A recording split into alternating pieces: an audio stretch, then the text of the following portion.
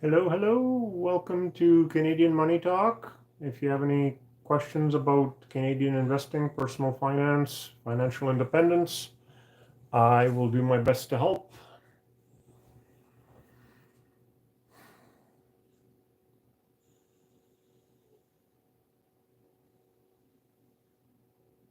Perfect.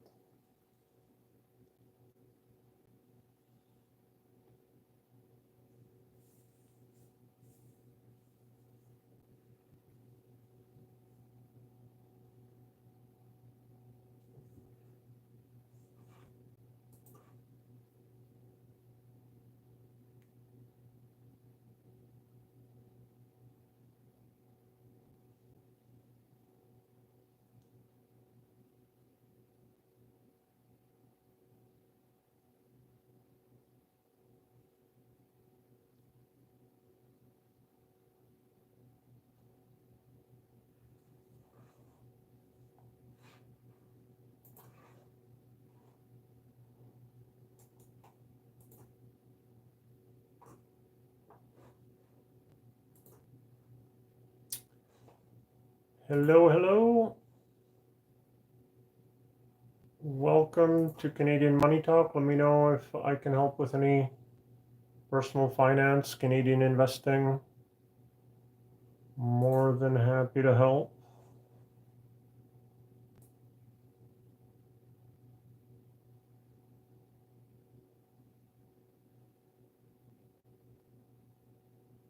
No more.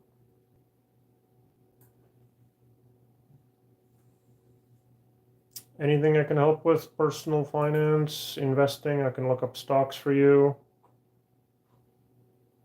Tell you whether you're rich or not. Any questions you have about investing, personal finance? We can look at stocks. If you're interested in financial independence, not having to work anymore. Oh, hey, Ethan. Yeah, the Chinese stocks have been making some good progress. Obviously, not quite to the heights that they were. If you they look great over a 1 year period, but if you go to if you go over 5 years, then you just see the huge mountain that the Tencent, Alibaba, and Baidu fell off of. Dog Lover says, "Hey, can I tell you something? As long as it's finance and personal finance and investing related, you go right ahead. If it's going to be what I expect it's going to be, then you know, what can I tell you?" So yeah, I think it was sort of the whole AI. Okay, I've never heard of that movie. If it's even a real movie, um, don't know what to tell you. This is this is an investing channel. Um, so your favorite movie, even if it is real, is not going to get much of a response from me. Anyways, so back to Ethan. Yeah, the Chinese. I think it was the AI hubbub where they created. Okay, I'm just gonna block this person. That's too bad. Um, I think it was all of the AI that the Chinese companies have been working on that sort of has caught a bid. Buffett says never buy a stock with a chart like that going down. Buy the opposite. Yeah, well, with the chart going down, or I mean the stock price going down, you're not sure where the bottom is. So it would be nice to kind of do it just as it's bottoming out and heading back upwards. But I've seen stocks do a head fake, and it's like, yeah, I'm going upwards, and then they continue going down further. So, um, if you don't take a risk, you don't get any reward. Um, I think the trick is more to analyze the company and make sure that it's a good company, profitable with growth prospects, and if it's mispriced, meaning that it's too cheap right now, that's a buying opportunity. So,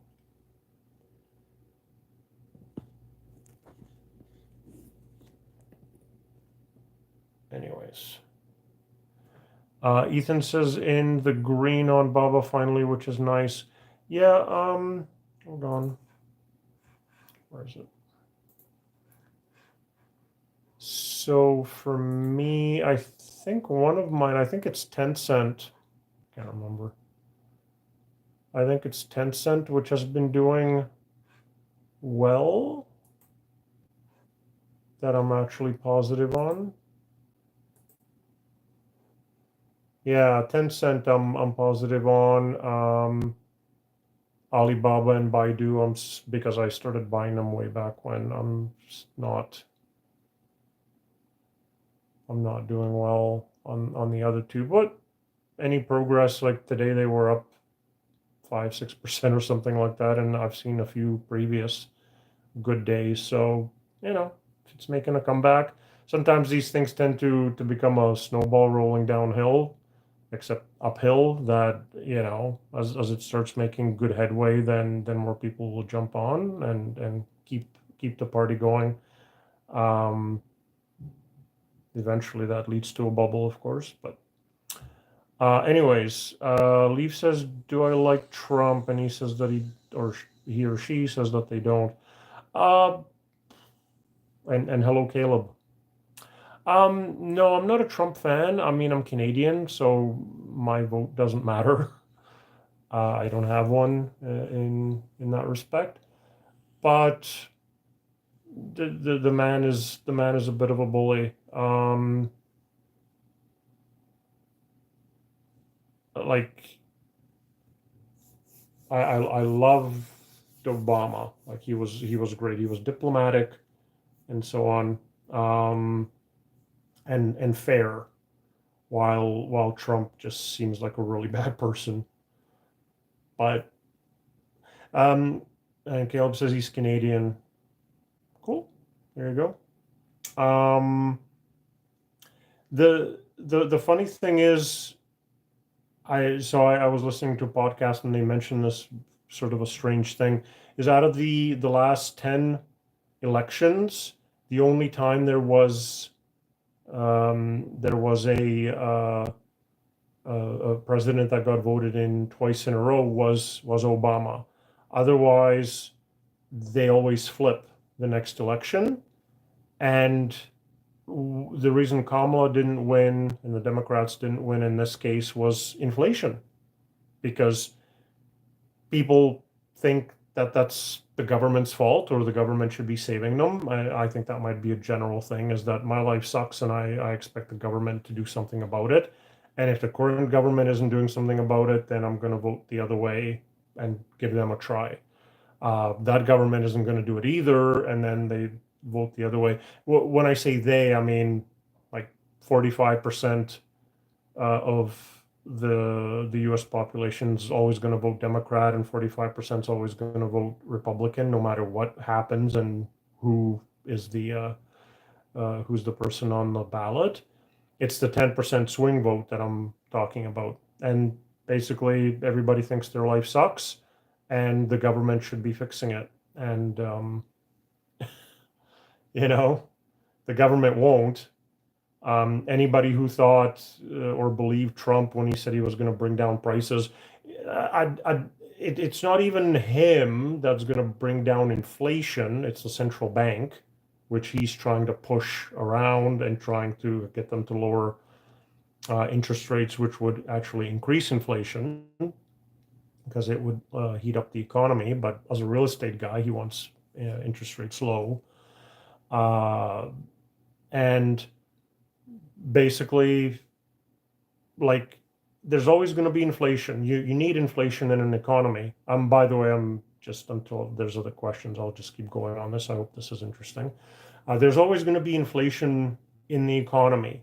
You cannot have deflation, meaning prices going down, because nobody would buy anything and the economy would just do a downward spiral, right? Because why buy something today if the prices are going to be cheaper tomorrow? Hello, Autumn.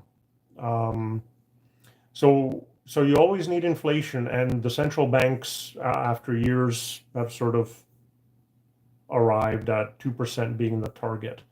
So in Canada, our inflation came down quite a bit. In the US, they just had actually higher inflation read, meaning report, than expected. Hello, Autumn. If you have any questions about personal finance, investing, anything like that, I'm happy to help. But anyway, so with the inflation in Canada being low, we've been cutting interest rates because we've also had unemployment sneaking up. While in the US, their inflation hasn't come down quite as much, but their unemployment is fine, so they don't need to stimulate by lowering interest rates. But you always do need inflation. You just need 2% inflation, and people basically blame the government if the prices are high, and everybody feels it, and everybody sees it every week when they go grocery shopping. And they just think, hey, if it's not the government, then who is to blame? They don't know that it just sort of happens naturally. And so they basically, that 10% of the population that's a swing vote, they go the other way. And that government's not going to do it either. Prices are never going to come back down. Let's just probably most people are Canadian. Rachel, I'm in Edmonton, so like he tells people he's going to lower prices, but he's not. Nor is it's not in his power. No, nobody's power is big enough to lower the inflation, just down to 2%. But you're never going to have deflation with the prices going down. So just to be clear. So Rachel is from Singapore, but you're actually not in Canada. I think everybody else pretty much is. So I was in Singapore like a year and a half ago. Spent like 5 days on the end of a 3-month trip to the Far East.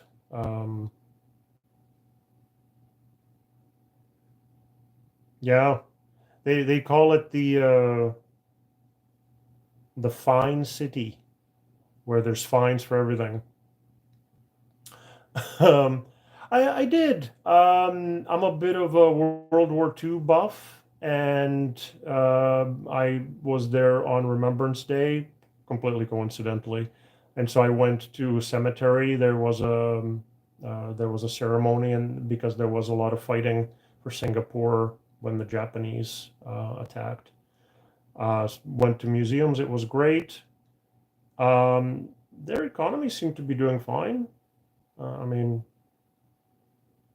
tourists can't really tell, like, who's unemployed or what. But food was good. Everybody spoke English, so that was better. Yeah, Canadians. Yeah, no, I enjoyed it. The only problem was I picked a hotel which kind of in behind was an alley where people would go to make phone calls at 3 o'clock in the morning and would wake me up. Like there was some sort of a hostel where I guess you weren't allowed to make phone calls inside, and so people on totally different time zones went into the alley and woke me up. So occasionally I went out there, yelled at them and made them go away, and then the next one would come out. So I didn't really get much sleep. But other than that, Caleb says, I'm a historian like World War II, but as a historian, I call it World War III because I believe the war that came before it was a world war. Well, I mean, we're totally off topic, by the way, but um, some people think World War II was a continuation of World War One. So, anyways, we're back on track with Guy here, or Guy. I'm thinking about Saputo. What are your thoughts? So let me take a quick look. I don't own it. So SAP on the TSX. The Treaty of Versailles theoretically was a foregone conclusion that there would be another war because it made the repayments so onerous on Germany. So Saputo Guy doesn't have a PE, which means it's not profitable. Certainly coming off of a bottom, so no problem there. Pays a 3% dividend, so that's not bad. Let's see what their cash flow is. Cash flow is almost $3, and the dividend is 76 cents. So they got it covered 4 times, give or take. So that feels safe enough. They're raising it at like 2% a year. So they're raising it to raise it. But, usually when you're looking for raises, you're looking kind of 6 to 10% a year. Let's just see what their sales are doing. Like I know who they are. I don't own them. Year over year, the year ending March 2024 was down from the previous year in terms of sales. Profitable year over year, so they just started having problems, I'm guessing, recently. On a quarterly basis, sales are increasing. It's just that their last quarter ending December 2024 had a loss. Otherwise, they had fairly solid profits.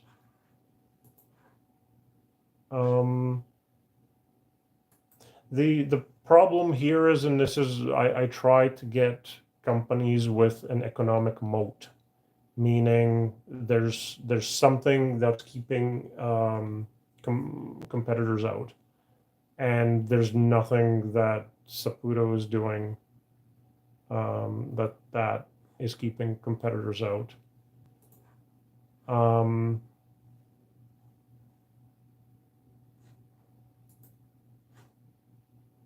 I think like I can see some upside. It's not going to double for you. Like I can see maybe it going to $30.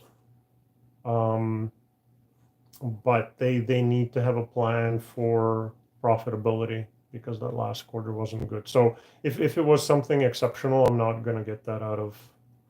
I'll take a quick look if there's something glaring, but I'm not gonna. They had an unusual expense which caused, and I don't know what that was, impairment of something of goodwill. So I don't know, was it? I don't know what it was, but that's what's caused the loss. So it was a one-time hit. Food poisoning would be the most obvious one here, but I don't know what it was. So yeah, I would say maybe recover to $30, but it feels like a bit of an opportunity right now. Okay, moving on. Their payout ratio is not good. Well, because of the loss, their payout ratio is negative, but their cash flow covers the yield fairly well. How much debt do they have? Their debt to equity is 0.57. Usually under 1 is not bad. I would have to look how much interest they're paying and all that, but return on equity is 3.7. That's not great. It should be 20 or more ideally. You're getting kind of a iffy company at a discount. Warren Buffett says buy good companies at a fair price. That's not, doesn't feel like that's them. I don't know what it was that lost them that unusual expense. Yeah, you're welcome. Caleb, if you're still on, which you're probably not, I'm I'm not really a big fan of the Liberals. Um, I know people seem to dislike Trudeau. I don't know really what he did. Uh, Poilievre doesn't seem to be dynamic. He actually, in his interviews, he seems to be a bit of a jerk, but I'm still going to vote Conservative. Um, I didn't like when the Liberals were, and I know this affects a small percentage of people, but I didn't like when they were messing with the rules for private corporations, because I became incorporated for my IT business, and I'm expecting a certain set of rules, maybe some tweaks, but for for me, I was building my nest egg in there for my retirement, and the Liberals just completely flipped the way it was going to be taxed. They backed away from it in the end. That was the first time that I wrote my MP. So I was not pleased. MP didn't write me back. Um, I moved to Edmonton 6 months ago, and in the mail I got an invite to a party, like a barbecue for that my new MP, who happened to be conservative, but of course not in power, was holding. And so I talked to him about the capital gains inclusion rate, which of course now is a bit moot. I think that's going to fall away. But he said they would, if and when they got into power, that they would reverse it. So whatever it's worth. Uh, Guy, I'm going to call you Guy. Sorry if it's Guy. What's your opinion on royalty stocks? I have two, and they seem to fill a nice gap. Um, whatever gets the cash flow going. In all honesty, like for tax efficiency, I like dividend payers. Um, if they're if a royalty stock's portfolio is basically stuff that brings in cash flow no matter how they do it, and they don't actually produce or do any kind of a service, it's all good, right? They paid for an asset, and now in turn I'm paying for an asset. So if looks like we're up to date on the questions. If you give me the tickers, I can take a look.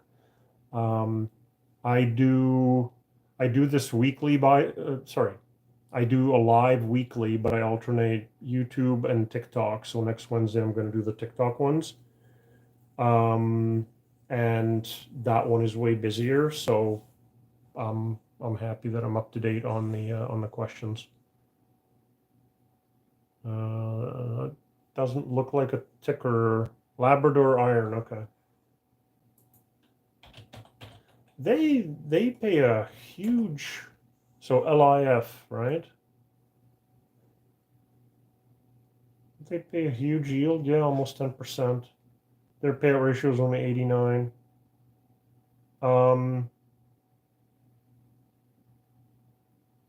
So yeah, they don't actually do anything. They just own interest in. So they're, yeah, okay.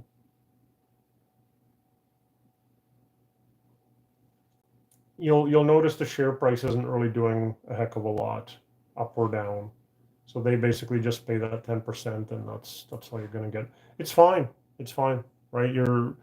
It doesn't look like since 2022 the stock has really done very much. Yeah, as long as you don't 10% return. What's their average? The 5-year average is 9, so they're right near the average. So you can sort of expect that 9-10%. No problem if you're fine with it. I usually go for like regular dividend payers, and I get 3, 4, maybe 5%. but then I'll have some share appreciation. Generally, like for a total return, I'm looking for, and I'm assuming you are as well, I'm looking for kind of high single digits and maybe get into double digits. But I'm not a growth investor to go for huge share appreciation and also huge volatility, right? I'd rather have kind of not flat, but a line heading upwards. So yeah, they're just doing it a little bit differently. The dividend is $3 a year, and their cash flow is $2.82. Still looking at Labrador Iron Ore. So they're paying out their cash flow and more. They're not showing us having any debt, so they're basically paying out every single dollar that they make. Their payout ratio, so percent, the dividend divided by earnings per share is 89%. So they're basically paying out everything that they take in. They're never going to grow. They're not going to reinvest. They just. I'm surprised nothing happened recently with the whole tariff on steel thing. Like their share price didn't budge by the looks of it. So either they're ignoring it or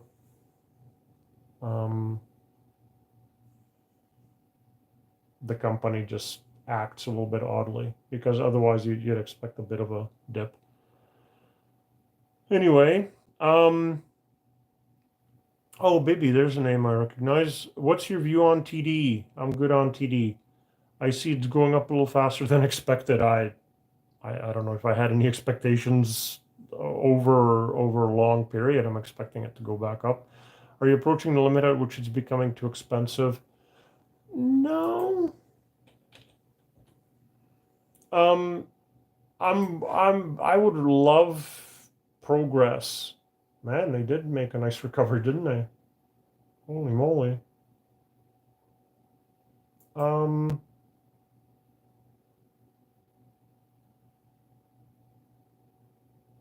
They're almost higher than where the scandal happened. Interesting. No, like I would love to know what the US regulators are thinking and whether like these guys have just gone 100%. This is our number one goal. We're gonna make this right, and we're gonna get standard operating procedures, and we're gonna retrain everybody, and yeah, we're never gonna do it again.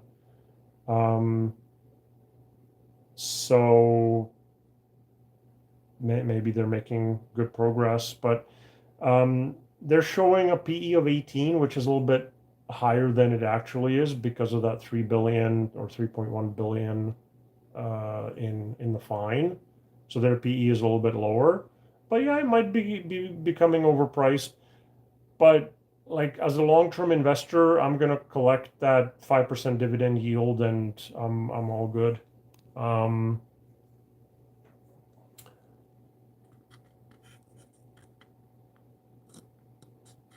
You're welcome, Guy.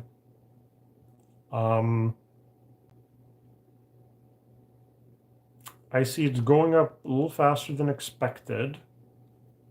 Okay. Are you approaching the limit, which is like I'm not gonna sell it if that's what you're asking. At most, I might sell a call on it to make extra cash and set a roof. But like I'm not gonna empty out my position or anything like that. Like the big banks, I want to hold till my last day and have them keep paying the tax efficient dividends. I took some chances on it when it was down, and it's definitely recovered. But I mean it back before 2022, which is obviously 2022 had a different problem than TD does now. But it looks like over 100. I don't really see the numbers that well on the chart, but it was over 100. So I mean, we're we're not quite there yet. Bibby's saying I was hoping it would be in the penalty box for at least a year or so while you made more money and invested over time. I mean, you know, John Smith, hey, hi Lush, can you tell us the first few things you look at analyzing a stock?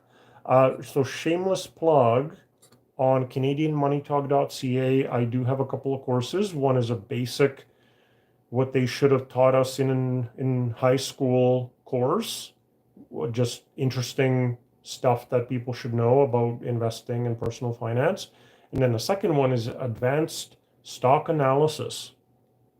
And there, I sort of over the last 20 years, I've accumulated information. And I mean, everybody kind of has their own thing that they look at. I'm a value investor, right? So I'm interested in the dividend, the price to book, price to earnings, and so on.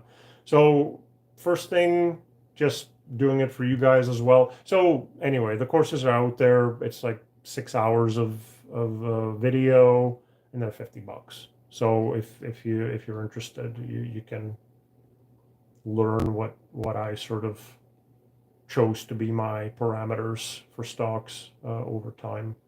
But so PE would be the first thing. I look at the payout ratio just because it's on the same page for in my Qtrade brokerage.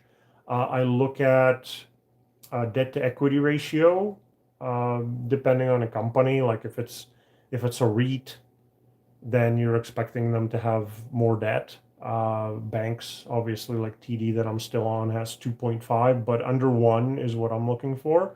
And I look for return on equity, ideally over 20. TD has 7, almost 8. So it's not, none of these things are complete red flags. Like it's a combination of all of them.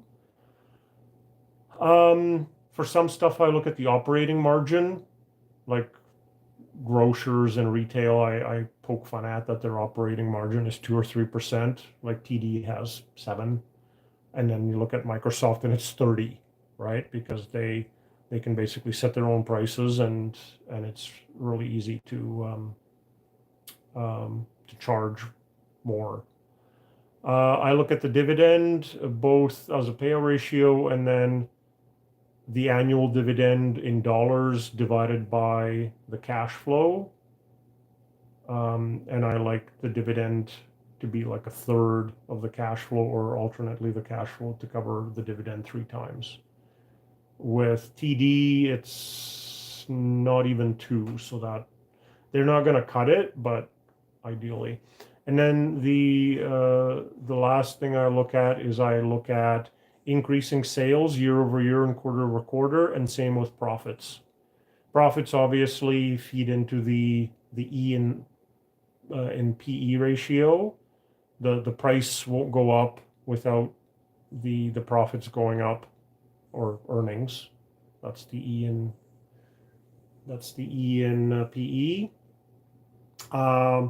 Unless you're getting PE expansion, which is just people feel more optimistic about the market or the company in particular.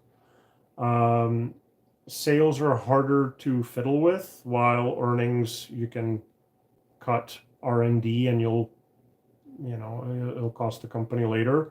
But for a couple of quarters, you can improve the profits and maybe yank up the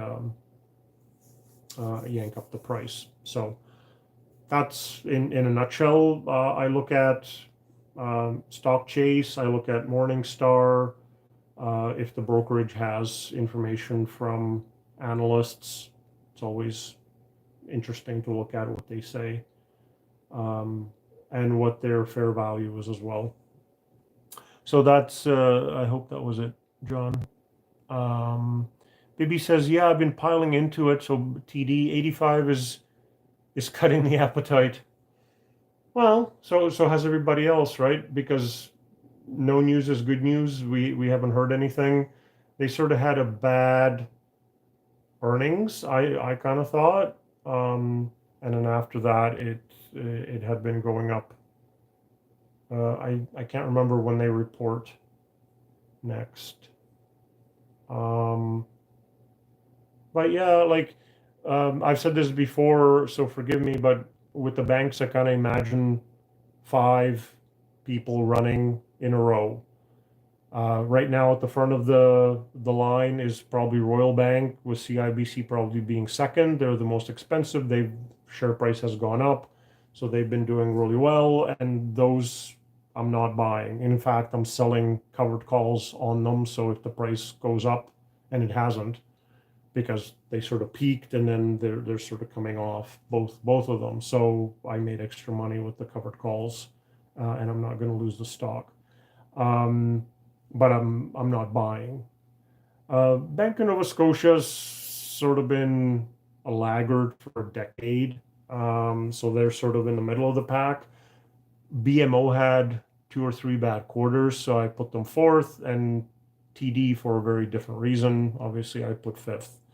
Um, so, is it still time to buy them? Well, if you're a long-term shareholder, I'm hoping they'll go over 100, maybe 110. But obviously, over a decade, they should go past that.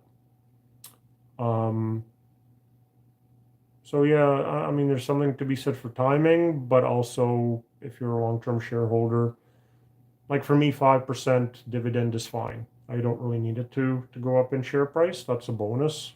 But for me to live on and not have to go back to work. Bibby says, I was hoping it will take, like Wells Fargo, take years until recovery.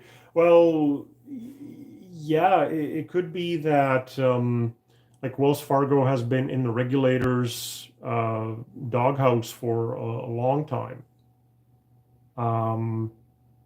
TD still is. It's just there's expectations that it's going to get out maybe quickly, and that that's what's causing people to bid the price up. Remember, it's not the regulator buying the stocks; it's people speculating and guessing. Um, Now, it could also be that the regulator probably is not going to make any significant statements, but next quarterly release, the TD CEO is going to have to say something. And if it sounds negative and it keeps going quarter after quarter after quarter, the enthusiasm is eventually going to go away. Um, so take a few years till recovery. Like who knows? Like TD could completely clean up their act, and the regulator's still going to say, "Hey, listen, we've got to make an example out of you, so we're not going to let you buy anything in the U.S. for the next 2 years."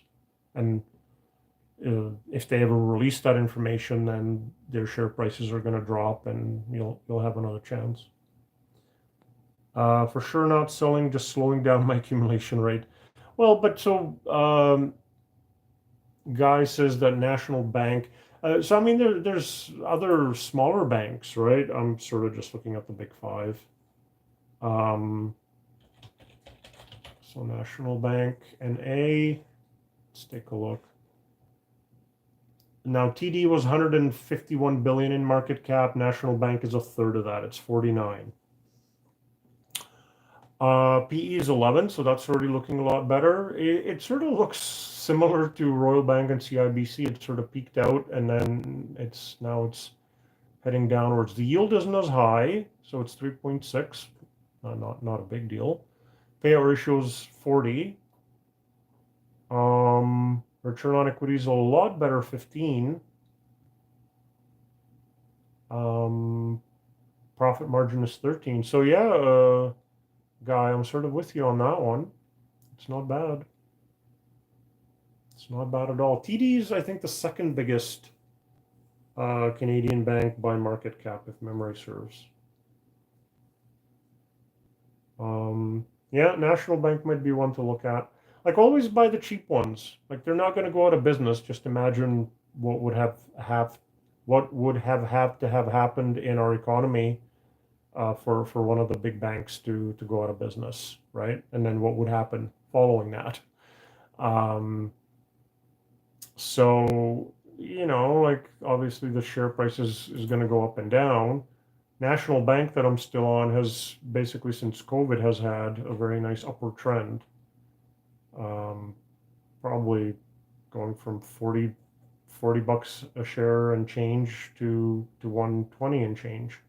So definitely nothing to sneeze at. Are they gonna keep doing it? That's a different question, but they're not expensive. So yeah, I'm with you on that one. Um, Baby says, thanks, Guy. My national position is very small, so I always find a motive to put more cash into the big five. Limitation on my part for sure. Yeah, you have to buy the stuff that's cheap, like buying stuff that's gone up a lot, which National has, but it's come off a little bit, while TD's only been going up because obviously different situation. Um, what was the CWB?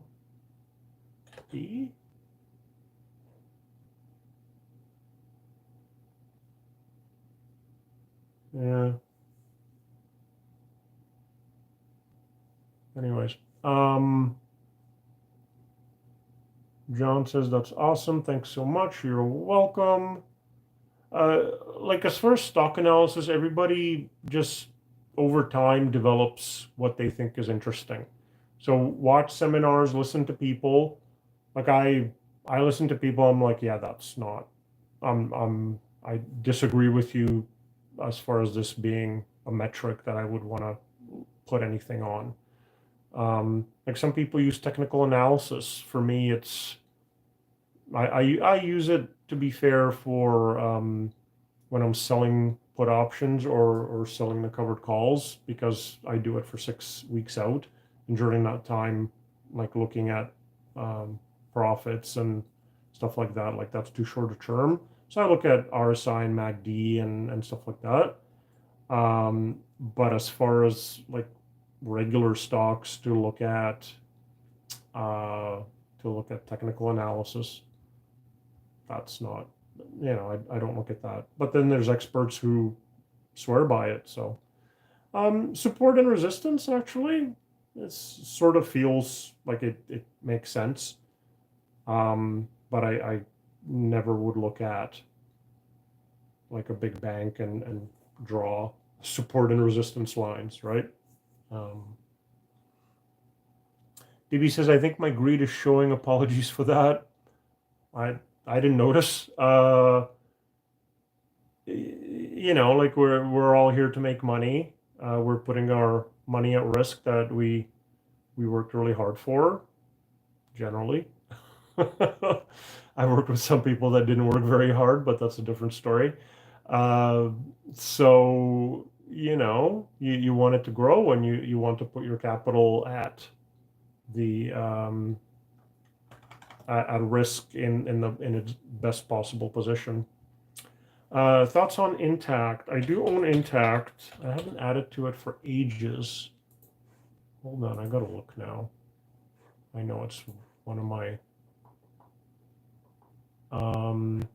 Intact Financial. I have 100 shares. It's my biggest gainer. I'm up 360%, and I bought it, I swear to you, in 2012. But the thing was, it went up. I double down on stuff that goes down. I'm really good at that, but I'm bad at selling and I'm bad at adding to stuff that's going up. Um, Now I know Intact is sort of a premium insurer, so you're paying a little bit more on a PE basis. The PE is 23, like you compare that to Manulife or Sun Life, like it's more expensive.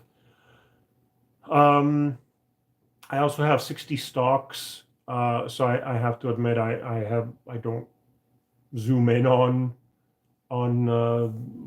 everything every day. So like I see this thing's had a great February. Um, I'm assuming that was a good quarterly announcement. Man, they were founded in 1809. My God. For some reason, there's not many metrics. The dividend is covered by cash flow like 2 times, give or take. Payout ratio is 41, so that's pretty much the same. Yeah, it doesn't. I mean, it would have been better to buy it, a month ago, but it is what it is. It's just more expensive than the other ones on a PE basis and on a share basis. So like I haven't been adding to it, like I said, for more than a dozen years. I would have made more money if I had. Sales are still increasing year over year. Absolutely. Solidly profitable. Not really trending. The last full year, 2023, was the last full year that I'm showing for them, and that their profits came off a little bit. Quarterly basis, it's sort of flat for sales, and the last quarter wasn't great, and that was September 2024. So like the information on Qtrade, it's obviously a quarter behind. So yeah, I wouldn't be adding to this particular one still. Like it's just expensive. I don't think you're going to get much share appreciation from here. What does Morningstar think? So it's 290 now. They do have them showing an economic moat. Morningstar thinks they're overpriced, and Desjardins has 295 as a target. Yeah. So they must have had the quarterly release today. Oh yeah, they did. They raised their dividend, blah blah blah. It's all the good stuff. I would look at the others. Like God knows we have enough insurers in Canada. Anyways. So that was John. Bibby says, any encouraging words for BCE addicts? I added to BCE. I own them, had them for a while. Added to them. They're probably going to cut the dividend, and the market's going to like it. Bell Media. Which do I have now? 70 grand was my cost basis, and the market value is 45. So I'm definitely down on it. But if you have a long-term outlook, you're adding, right? Keep buying the dip or crater. Cannot figure out why they don't cut the dividend. I think they will. They already said in 2025 they wouldn't increase it anymore. They stopped trying to be the dividend aristocrat.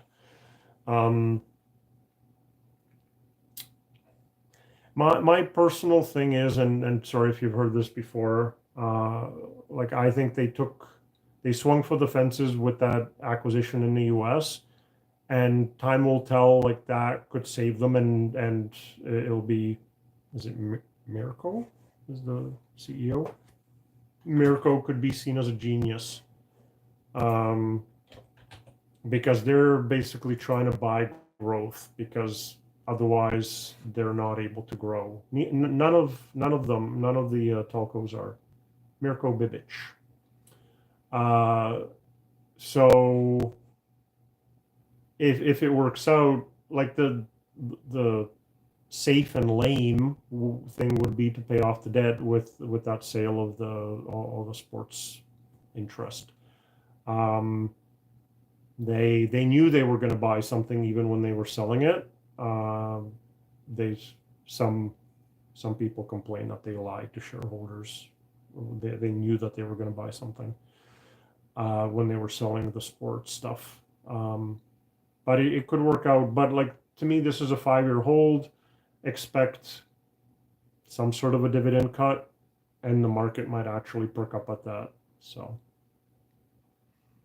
when did I buy more? I sold puts on them, and so I ended up getting So I bought more in March of 24, July of 24, a couple of times in December, and actually in November of 2024. Like I bought into it a bunch of times. So, fingers crossed, no guts, no glory.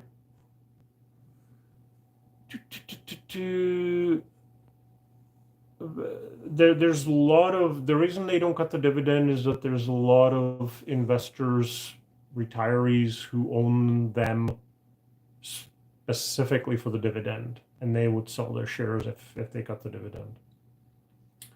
Bibi says, I'm hoping they will cut this year so the stock can recover a little.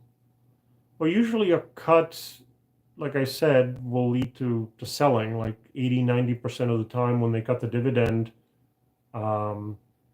There will be a share price dip. If the market is already expecting it, and arguably this is already priced into it, which is why it's come down so much. If the market's already expecting it and thinks that this is good to save the company, this will actually perk up the stock price. So you could be right, it could recover. Like I said, when it's a surprise and it's not priced in, 80-90% of the time it goes down. Guy says, I sold my TELUS. All three of the telecoms are dumpster fire. They need help. So my thing is, especially since the immigration had trailed off,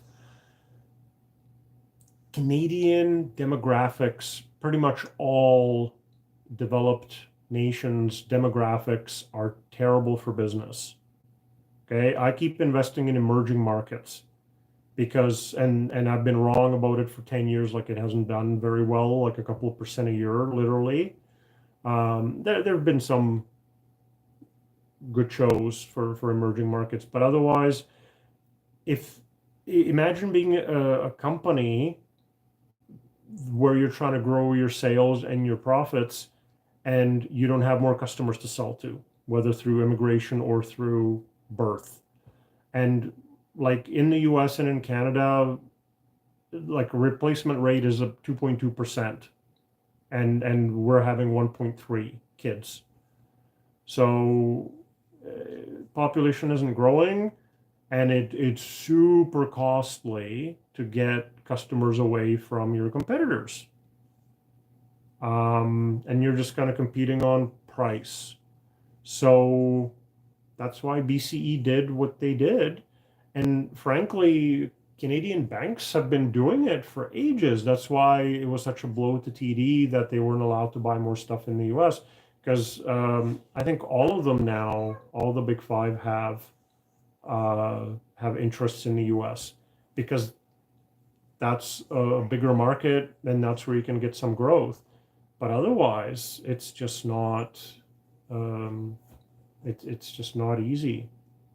So I don't know about a dumpster fire. TELUS is the best out of the three, but they're certainly having a tough time of it because they don't have new customers. When you had millions of immigrants coming in, well, everybody was going to get one, maybe two cell phones, right? They're not coming anymore. Maybe some lobbying needs to happen in the government. Bibi says, isn't the dumpster fire in a protected industry the signal to buy? It's certainly an oligopoly. I don't know if it's protected. It's regulated as well. You would think with that few players that they would be making money hand over fist, but they are not. Anyways, interesting study. Bibi says, if Trump gets Canada to open, if Trump gets Canada, period, I'm like, oh. To open the telecom sector to us, I fear my telecoms position would be toast. If Trump gets Canada to open, to the US. Oh, I'm sorry.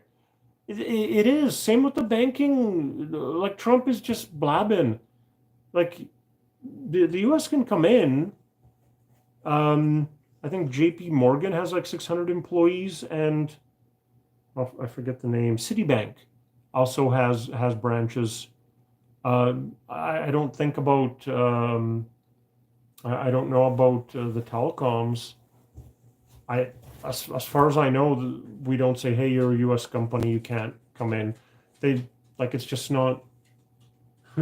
It's just the dog walked outside the door, walked outside the office. So I hear her thumping down the stairs. Uh, like as far as I know, they can come in. They just don't want to. And the banks, the Trump said the same lie about the U.S. banks not being able to come into Canada. Can you believe that? No, no, I don't believe that because it's not true. Um, I don't. Yeah, I mean, extra competition wouldn't be great. Okay, yeah, got it. Got the U.S. and USA.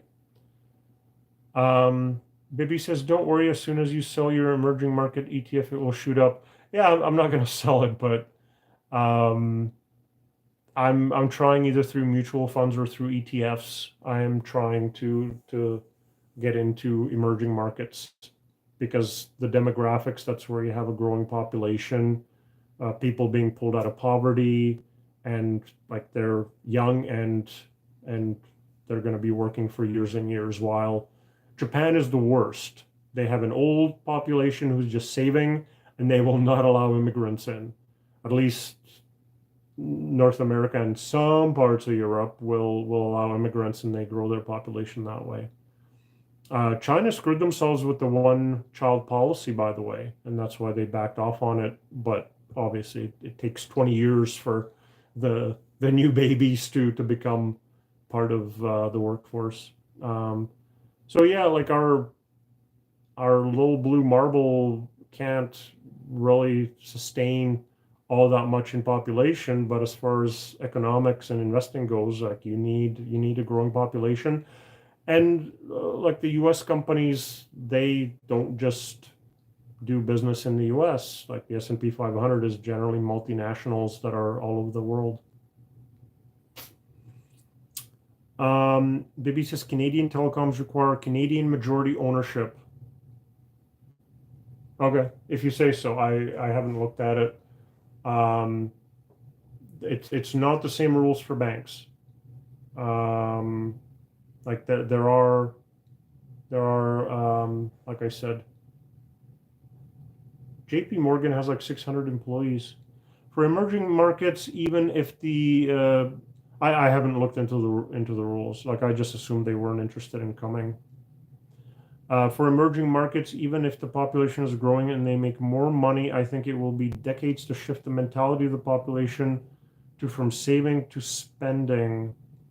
Um, I think just like the great generation that went through the Great Depression, like they're all about saving in Canada and the US. They're all about saving. Um, but like in the US,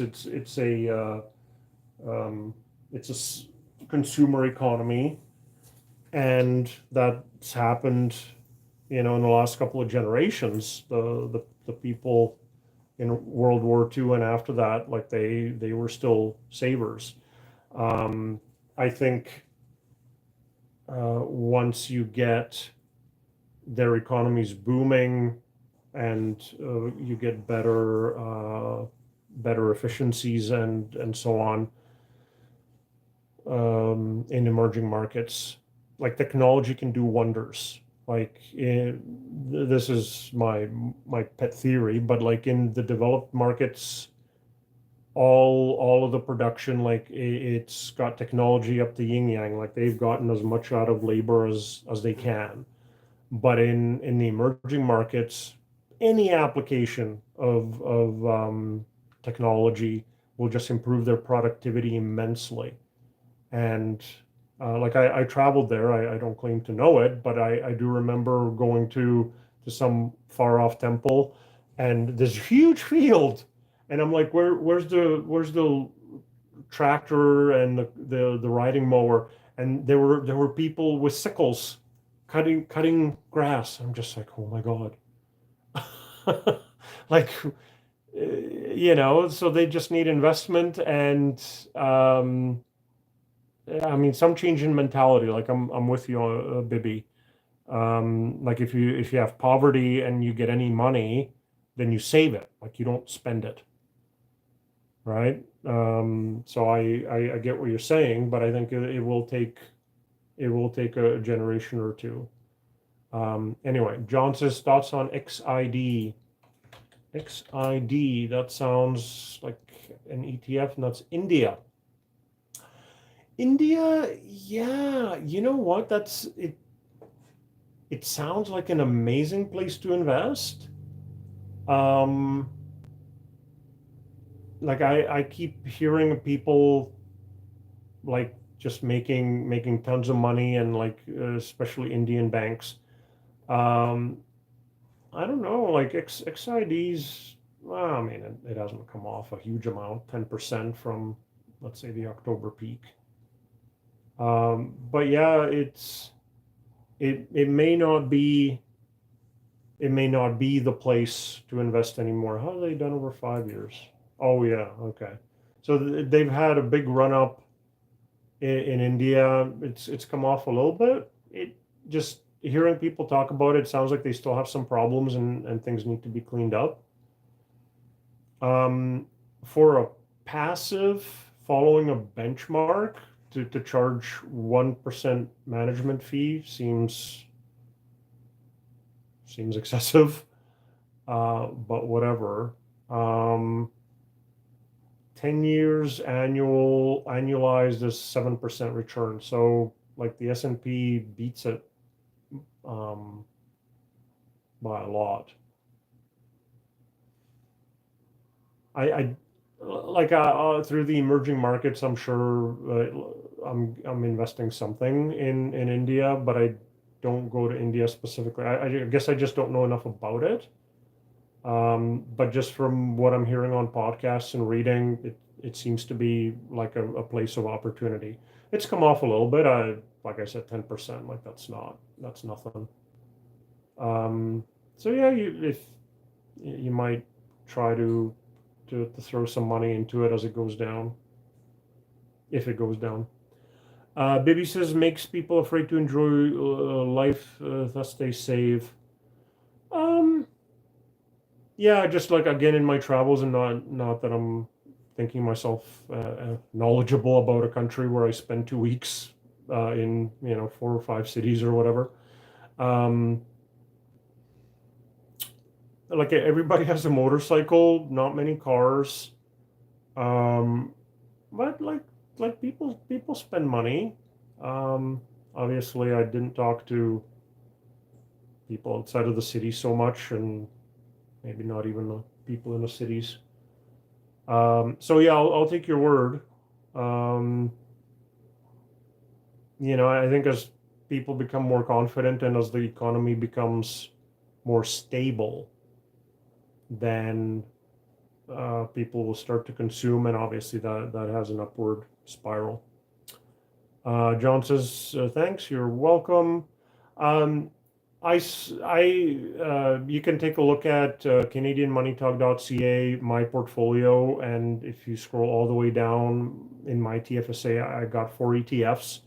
My TFSA is a bit of an experiment because, like, generally I do individual stocks in Canada for the dividends, and then I do some um, individual stocks in the US for growth, and then anything beyond that I do through ETFs or mutual funds because I can't research a stock in Japan or something.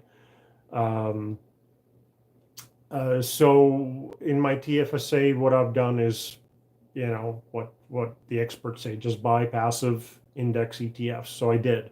So there's 4 of them, one following the TSX for Canada, one following the S&P 500 for the US, one that's EFI, standing for Europe, Australasia, Far East, which is the developed markets, and then VEE, which is for emerging.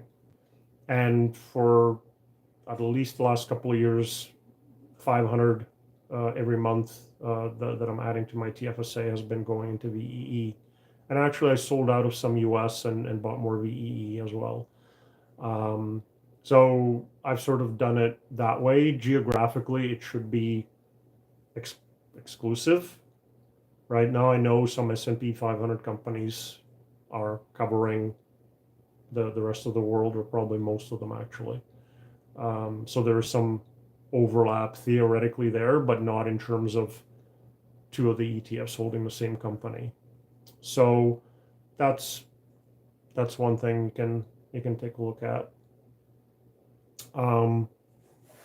Excuse me, I'm gonna put on socks because the dog left the door open.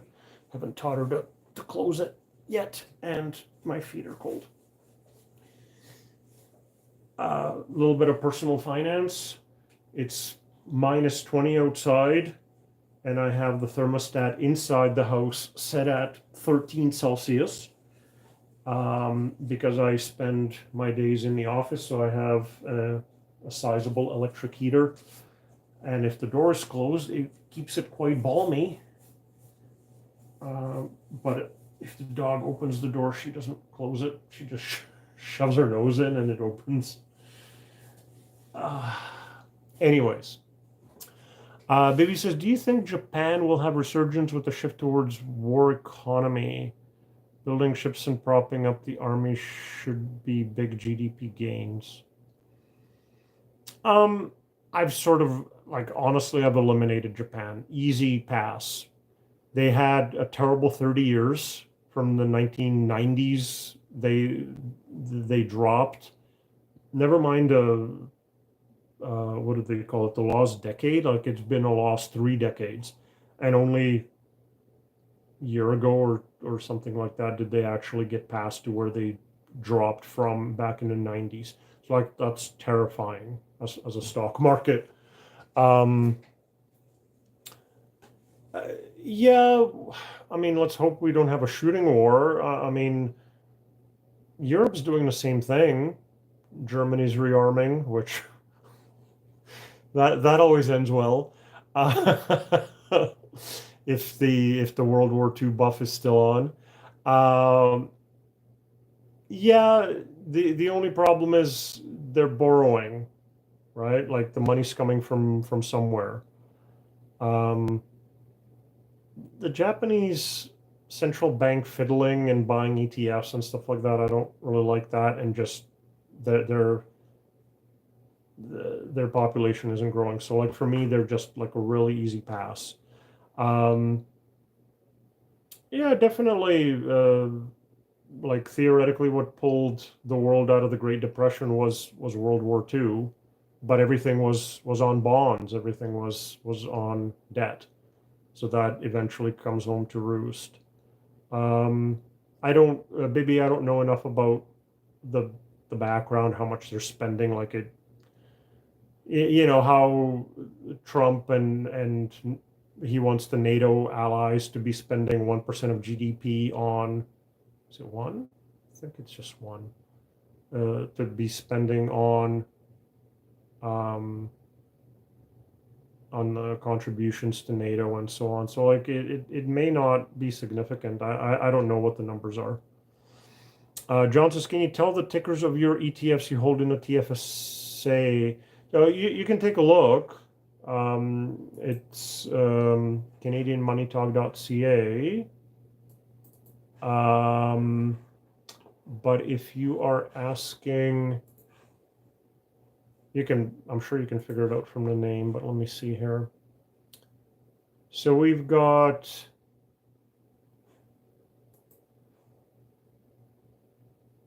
the Canadian one is XIC. It's iShares. The US one is XUS.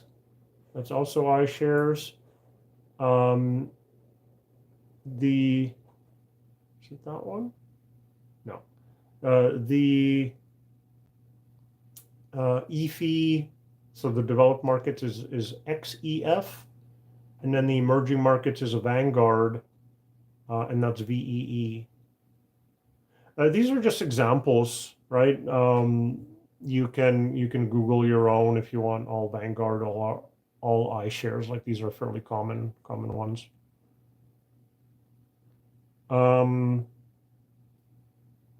Baby says, Germany rearming is one of those things that makes people cringe. Well, maybe they'll be on our side for once. I'm just kidding. Like they seem to be a good global citizen. Joey says, is there a max amount of interest you can receive in a TFSA? Not the principal, but the interest. No. If I understand it correctly, like right now we're at 102,000. If you haven't invested into a TFSA at all, we're at 102,000. If let's say you just turned 18 this year, you can put in the additional 7,000. Let's assume you put it in, and then that makes you 3,000 in interest. You now have 10,000 in your account. You can pull the 10,000 out, and January 1st the following year, you get a fresh 7,000 plus the 10,000 recycles. You can put in a small amount into your TFSA, and if it goes up in capital gains, or I mean, interest generally isn't huge, but let's say it was, and it's triple the amount that you put in, you're all good. And if you actually pull the money out of the TFSA, then that increases your limit the next year. So yeah, the answer is no. You can receive, there's no max amount. You can receive as much as you want, or can, obviously. Into TFSA, people will put either stuff that's not tax efficient, or they'll put their long shots in. Hi, Goose. Hi. Are you all done outside? So people will put the long shots in. Not that I'm a crypto person at all, but hi, babe. Her ears are cold. I made her a doggy door. Hi. So people will put their long shots in. So not that I'm advocating crypto. I don't like crypto, but if you invested it at the right time and now your 50,000 turned into a million, you can pull out the million tax free, and interest would work the exact same way. Okay, I hope I answered. Joey says, if you start at 18 and invest your TFSA in the market, you'll over $1 million adjusted for inflation at 65. If you start at 18, invest your TFSA in the market. Yeah, not if you invest in GICs is true. That's right. Yeah, it depends what kind of return you get. You could easily get $1 million if you get enough of a return and you keep putting in the 7,000. Like the limit right now is 102,000. My TFSA is at 215, and I just have those 4 index ETFs. I didn't start when I was 18. I started when I was 35, I want to say.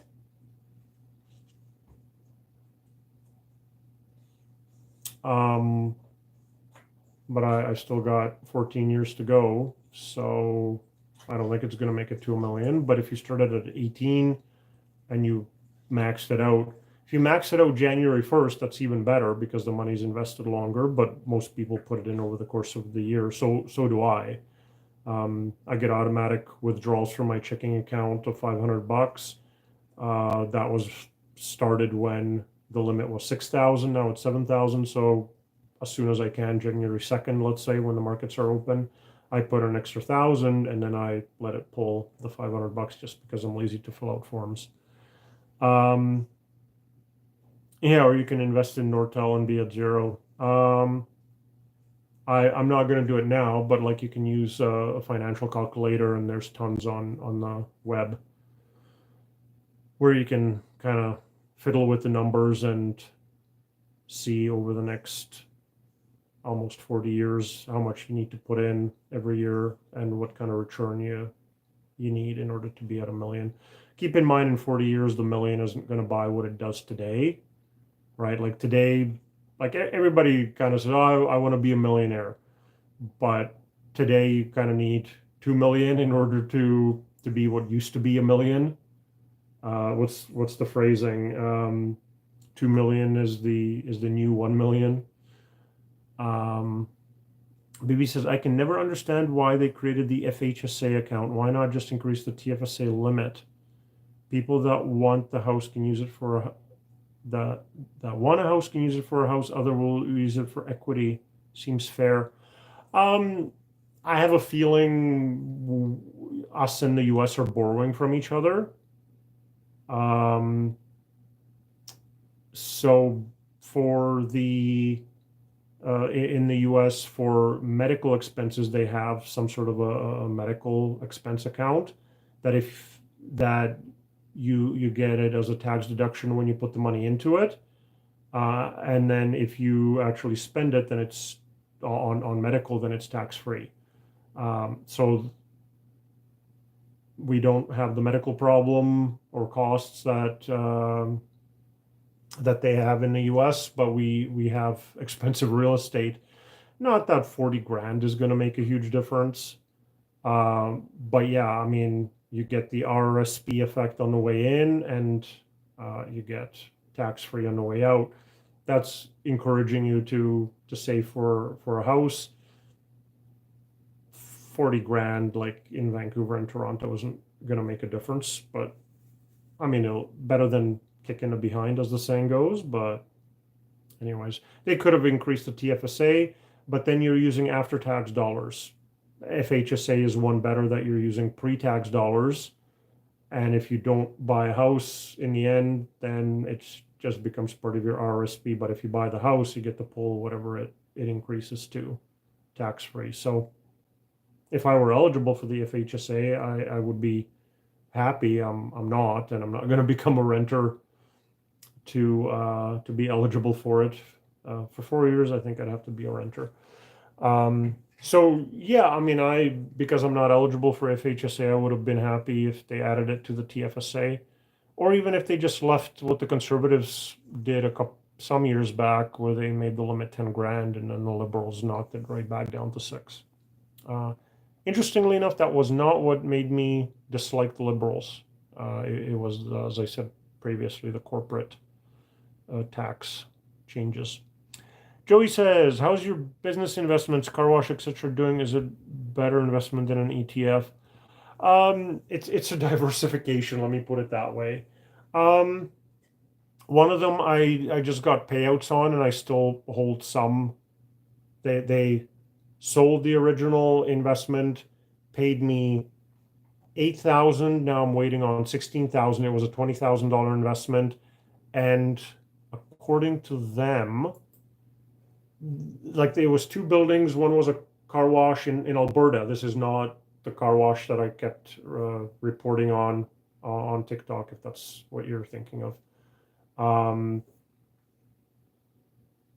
So I invested $20,000. They paid me $8,000 and change a couple of years ago, and another 16 is still pending.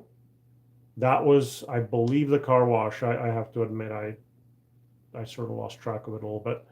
And they just released information that whatever is left is still worth 7,000 according to them. So 20,000 turned into 31 theoretically.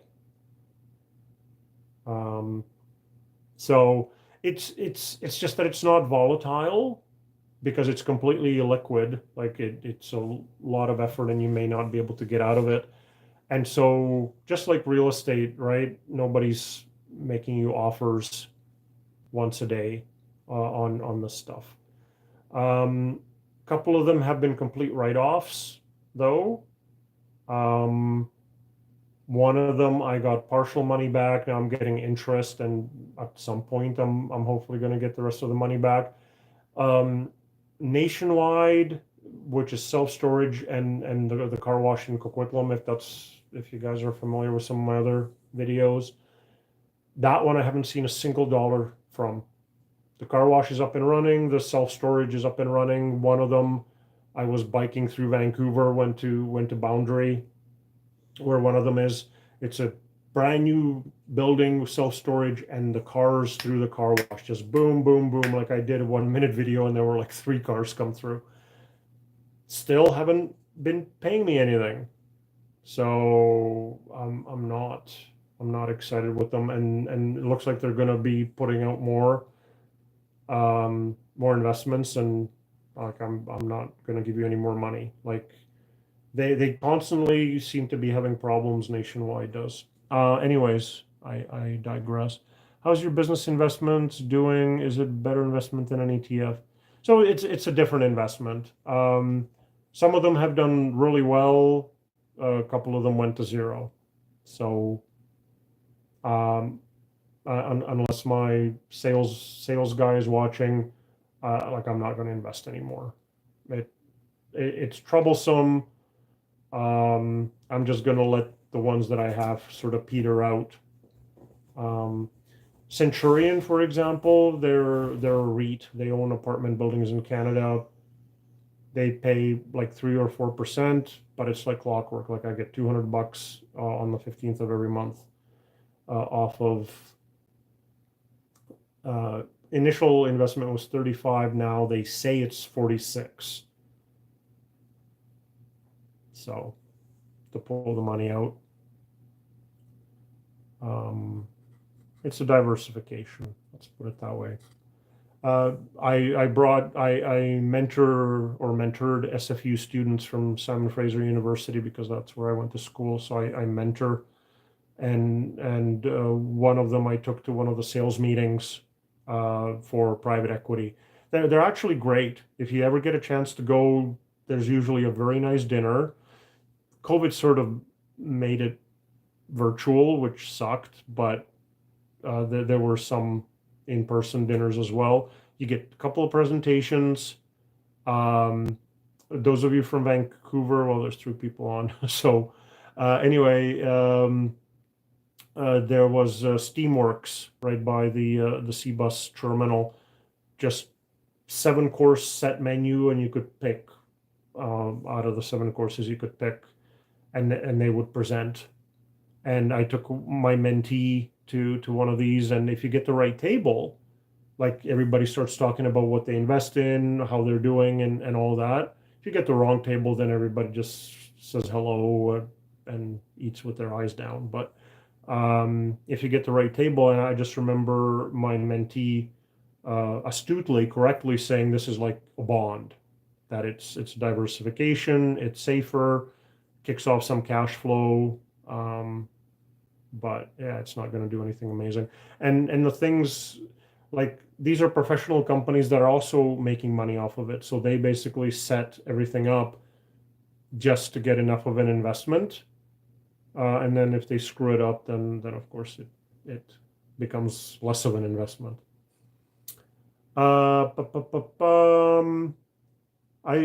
Joey says, I thought all you needed was 1.2 million investments to live off the interest.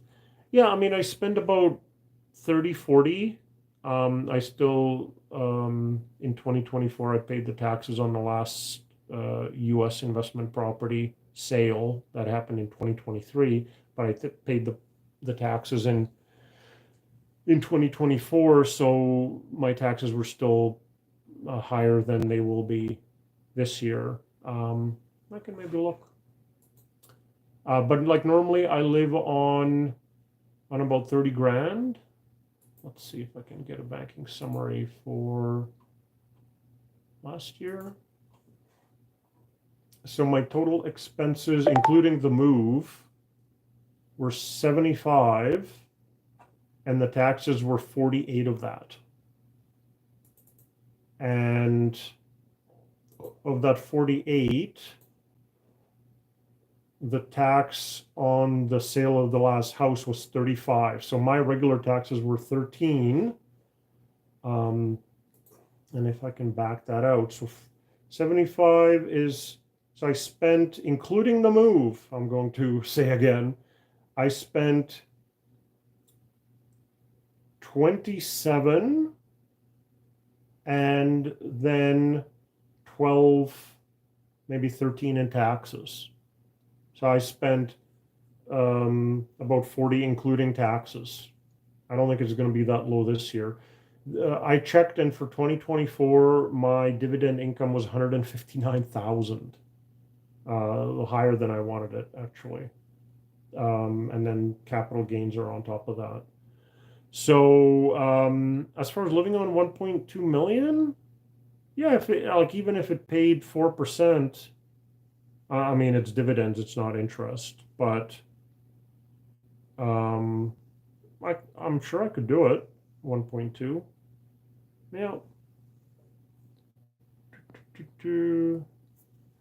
Baby says, how are you getting in contact with them? So this is the private equity. Um, the good ones will send out releases and information and photos of the buildings going up or whatever it is. The bad ones are silent, and you basically only when there's something to announce, if that. They don't have to, legally, they don't have to give you anything. That's the difference between private market and public markets. With public markets, they have to stick to certain things, otherwise they go to jail. The private market, it's an exemption, and so they don't give you as much information. People think I don't just want to do stocks and ETFs. Everybody else does that. Hey, I'm a big shot now. I'm rich, and I'll I get to go to these nice dinners and buy these exclusive investments.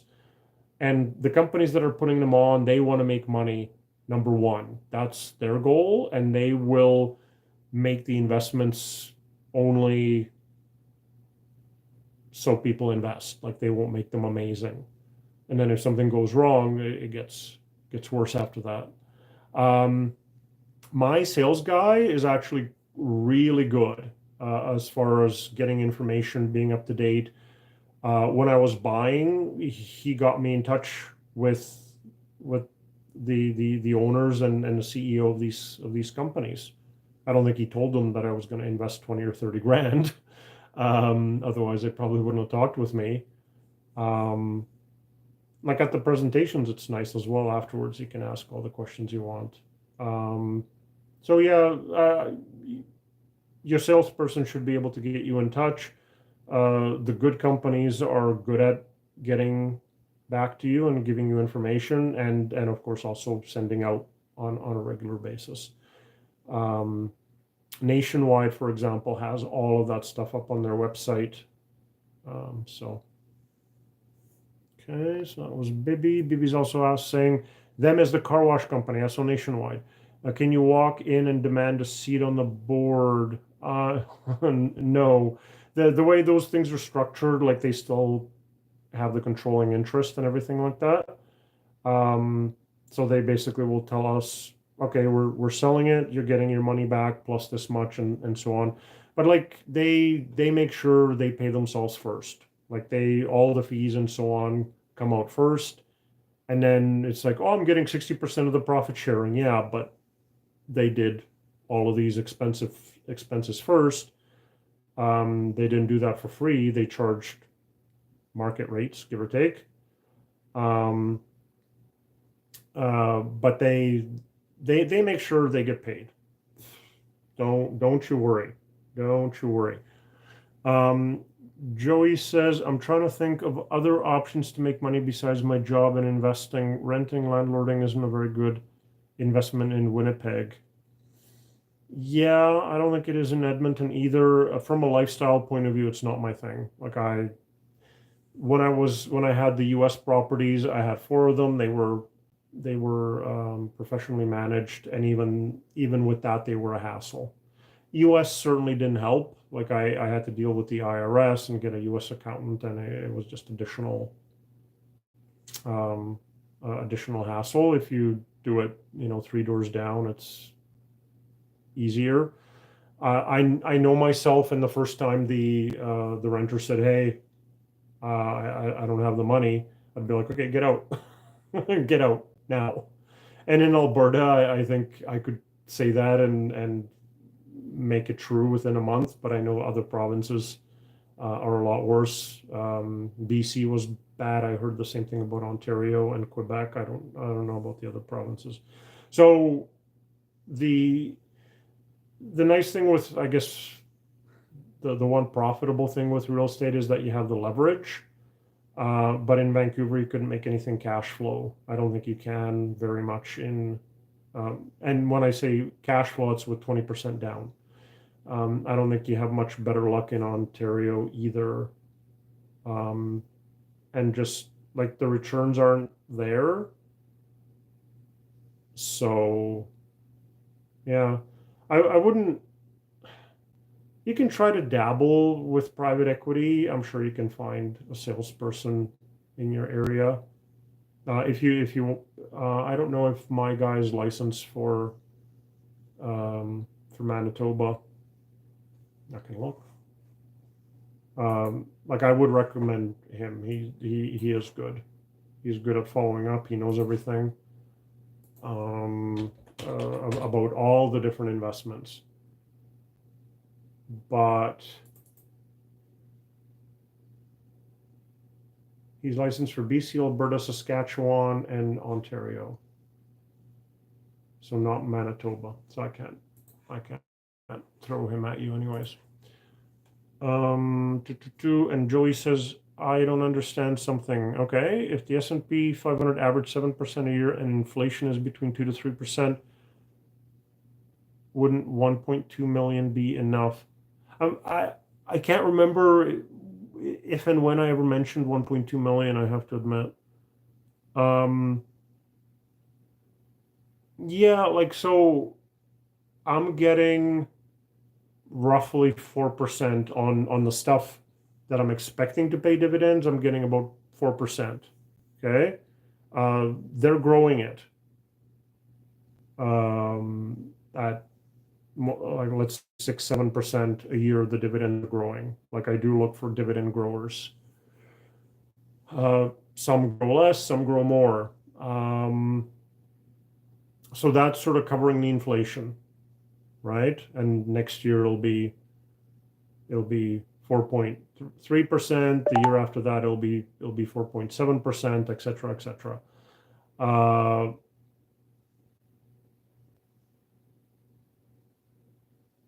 But yeah, like you don't need to subtract out the inflation like to get the real rate of dividends.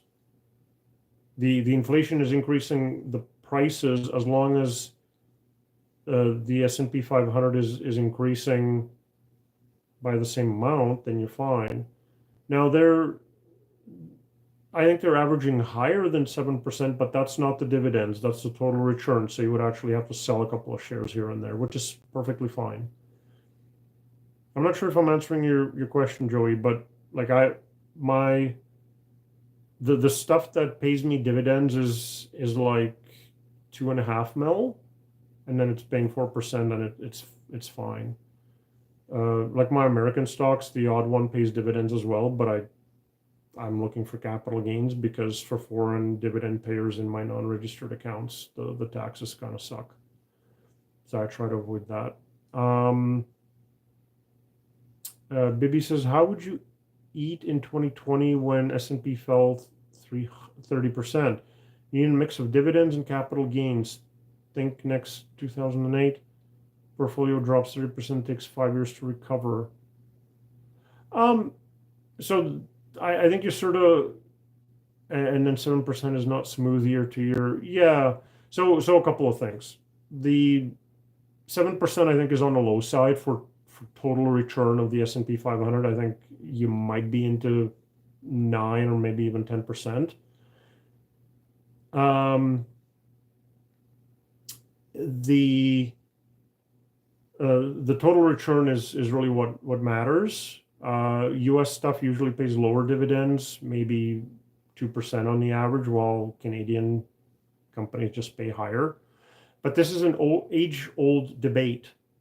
Dividends and value investing or growth investing. Okay? Dividends aren't free. It comes out of the stock. right? If you have a $10 stock that pays a $1 dividend, you now have $1 in cash and a $9 stock. You would see, I believe, on the ex-dividend date, if other things weren't moving the stock, you would see it jump down by the amount of the dividend. And it's, if they pay quarterly or monthly, like it's even a smaller amount. So like you just don't see it go, but it does. And so when stocks drop, and it's like I don't want to sell when it's dropped, right? But like that's the sequence of returns risk. Uh, you don't want to sell after it's dropped, but when the company takes money out of its profits and pays you, they are dropping the stock on your behalf. It doesn't make you feel bad because it's coming whether you want it or not. So arguably, and keep in mind, I'm playing devil's advocate. I am a dividend investor, and um, for tax purposes, Canadian eligible dividends are the best up until, depending on your province, about 120, 130,000 of income. Okay, um, but uh, playing the devil's advocate, um, the real benefits of dividends is that it keeps people invested instead of selling out, because it's like, well, I'm getting paid to wait, at least I'm getting this cash flow, but it is harming the stock, and it's actually making it go down. So they're still selling the stock for you when they're paying you dividends after it's dropped 30%. It's just that it's not your decision, so you feel better about it and you don't really see it. Um, so just FYI, dividends keep you invested, but like right now, like I said, I'm getting 159K a year in dividends, and I don't need it, but I'm still getting it and paying taxes on it. So if I had index ETFs, I'd have better control over it. So just I did a YouTube video about it, by the way, if you're interested, fairly recently. The other thing is 7% is not smooth. Actually, like the 7 to 10%, let's say, that actually never happens. It's either plus 20% or negatives. And then it averages out to 7, 8, 9, 10. But that seems to hardly ever happen. Joey says if you have an above average year, you'd put the extra into savings. Yeah, my thing is I'm not a big believer in cash, not in a ghost kind of way, but um, cash underperforms. So whenever I have extra money, I'm gonna owe CRA, so I'm saving cash now to pay in April, and then they're gonna make me pay on a quarterly basis during the year to make sure that I don't owe them that much again. But anyway, I generally don't hold cash. So I invested, which of course makes the problem worse the next year when I have even more income. Um, I'll have to find someplace to put it. I bought a dog. People have been hassling me that I should spend more and enjoy life, and I'm like, I'm sort of okay. I'm used to it. I'm used to the austerity. It's actually, to go off on a different tangent, and I'll get to Bibi. It's actually a bit of a switch, and I'm not the only one to go from accumulation to spending. Like if all your life you're used to saving and investing, and now it's like, okay, now you can spend. Well, that doesn't make me feel good. In fact, I feel a little guilty about it. Um, so yeah, I should have savings. Like I want a new roof on the place as well, which is going to be like 10 grand. But Bibi says, since you are at the limit of your efficiency with dividends, you can start buying Berkshire. Berkshire A is 707. Portfolio will be 8 shares in total. Yeah, fair enough. Um, but I don't like that Buffett has so much cash. to my previous point that I'm not a big believer in cash. Like it, personally for an emergency fund, maybe, but then it's like, hey, look, BCE went down some more. Let's put the money in that, and it's gone again. I can't help myself, unfortunately.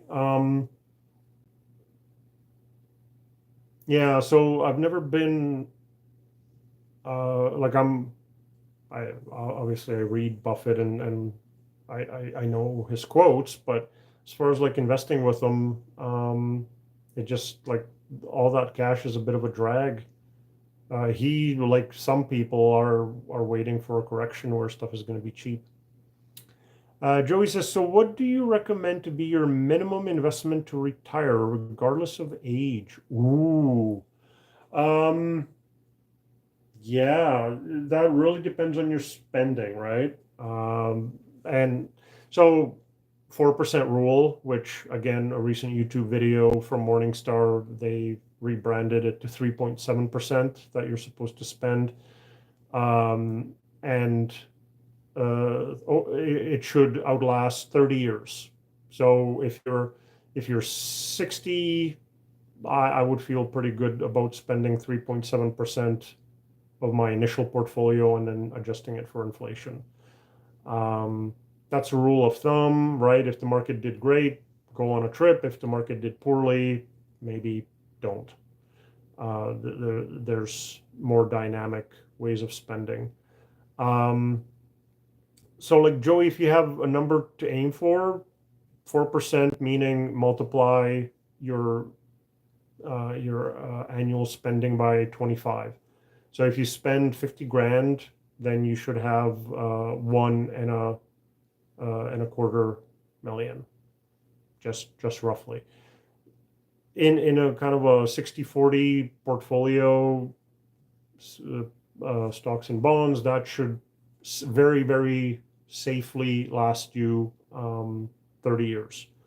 Obviously, you can make adjustments and spend less if it looks like it's not going to last as long as you want it to. If so, one of the products out there is the covered call ETF, which generally underperforms like a regular ETF of the same kind, but it kicks off a nice cash flow with the covered call options premiums. So they do it for you. You don't have to know about options.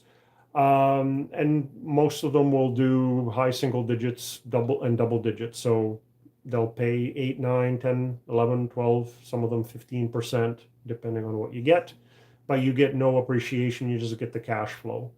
So if you really hate your job and you have a $500,000 and it's like I can't do another day, then you flip everything to covered call ETFs. Try to put in some more to cover off inflation, but as long as you get 10% off of your $500,000 and you can live on 50 grand, you don't have to go to work anymore. And then as long as you keep adjusting for inflation, you should be able to make it last. I'm hoping this is helping. So I mean, there's some rules of thumb. The other thing is people need something to do. Like this is what I started doing after IT, just to help people and to have something to do, right? Even though I've got literally hundreds of books I'd like to read, but so my point is, if you're doing something where you can maybe consult and work part-time, it might not only help financially, but it could also it would definitely help financially, but it would also help you keep engaged. And like I don't know about the kind of person you are, but like if you gain 50 pounds and all you do is watch Netflix and then have a heart attack and realize you have to go back to work, then retirement might not be for you, and you might want to do some of that part-time work. So it all depends. Anyways, I think I answered. If you have more specific questions, Joey, I'm happy to help. CL says, if I'm 43 years old, why is there an if? I'm just teasing. No dependents, good for you. By the way, my financial independence, uh, no dependents until the dog about 2 months ago. That went a long way, because I was able to make all those austerity, cheap decisions for myself, and kids are expensive. So no dependence definitely helps. Renting an apartment, and I have 1.5 million between TFSA and RRSP. Congratulations, you're way ahead of most people. Should I retire? That's a personal decision, right?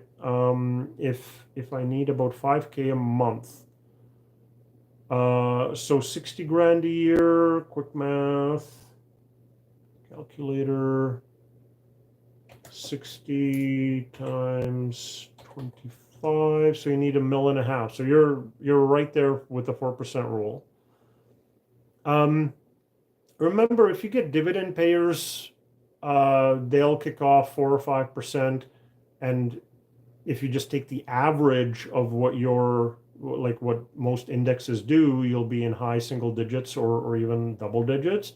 So the 4% rule is really to account for the fluctuations in the negatives, where you have to pull the money out even though the market has dropped. And what's even worse is on the day that you stop working, when the market drops, then that's the sequence of returns risk. Your portfolio will never recover. So you need to be careful of that. And obviously, if the market drops, then pull as little as possible. By the way, with all the spending numbers that I gave earlier, the 27 plus 13 in taxes, I do have a paid off house, and now with the house, I'm not even paying the strata fees like I did with the condo until June of last year. So yeah, what you might try looking into, CL, is it's called the bucket portfolio, where you have bucket one is 2 years of expenses in cash. It's not going to make you much, but it will prevent you from having to sell after a market crash. Bucket two is kind of your big dividend payers and bonds, and that should be years 3 to 10, so about 8 years worth of spending. And then bucket three is growth, and that will be whatever is left. And then you can intelligently pick which bucket you spend out of. If the market's tanked, cash. The reason it's 2 years is that bear markets usually, pretty much all bear markets recover within 2 years. So that way you don't have to touch the stuff that went down. And then if the stock market did really well, then you can pull money out of bucket three. So you should be able to do better than the 4%. The 4% is just there because if there's a downturn, especially early on, it really depletes your portfolio if you're pulling money out of it after it's gone down. Anyway, so that does work out to 4% withdrawal rate exactly, but not sure about it lasting. So I think I sort of covered that, right? The 4% rule came back in the 90s. I'm sure they were using some spreadsheets and so on to model things, but nowhere near as the simulations that they can run today.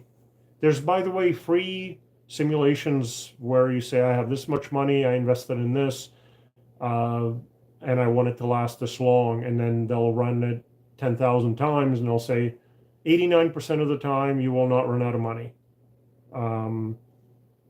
So they did it, but probably mechanically based on historical returns back in the 90s. And things have changed somewhat. I think bonds paid more, by the way, back in the 90s than they do today. So that's why Morningstar put out to go to 3.7. But if you're careful and instead of doing it mechanically, you're intelligently making decisions out of which bucket to pull the money, you should be able to. I mean, at 43, on the average, you're going to live another 40 years. Let's think 50. So you're well outside the 30 years that the 4% rule is for. You can also make the adjustments and maybe try to go back to work part-time or something like that. Like contracting usually pays more than per hour, not total, but if you're working part-time, contracting or whatever. So there's other levers you can pull. I'm hoping I answered the question. If not, ask me follow-ups. I'm up to date. Bibby says, I think it's dangerous to think about portfolio lasting X number of years. Yeah, I mean, these are all probabilities. There's nothing guaranteed. We don't know, like the market could tank tomorrow. I think it was JP Morgan who said that the next 10 years you're going to get a 3% annual return the next 10 years because the US markets have just gone up so much that, it's not going to do very well from here on out. So that messes with a whole bunch of assumptions that we have. The 4% rule used historical returns. So, and they did chunks of 30 years. And my view is a portfolio that lasts forever. Well, yeah, I mean, if you spend less than you have coming in, your portfolio should grow. Like whenever I get a financial plan done, it's pointless because it just keeps going like that because like I spend way less than I make. Always have. One of my charms, which is why the ladies love me. Baby says feeling bad at work is much better than being broke and homeless at 72.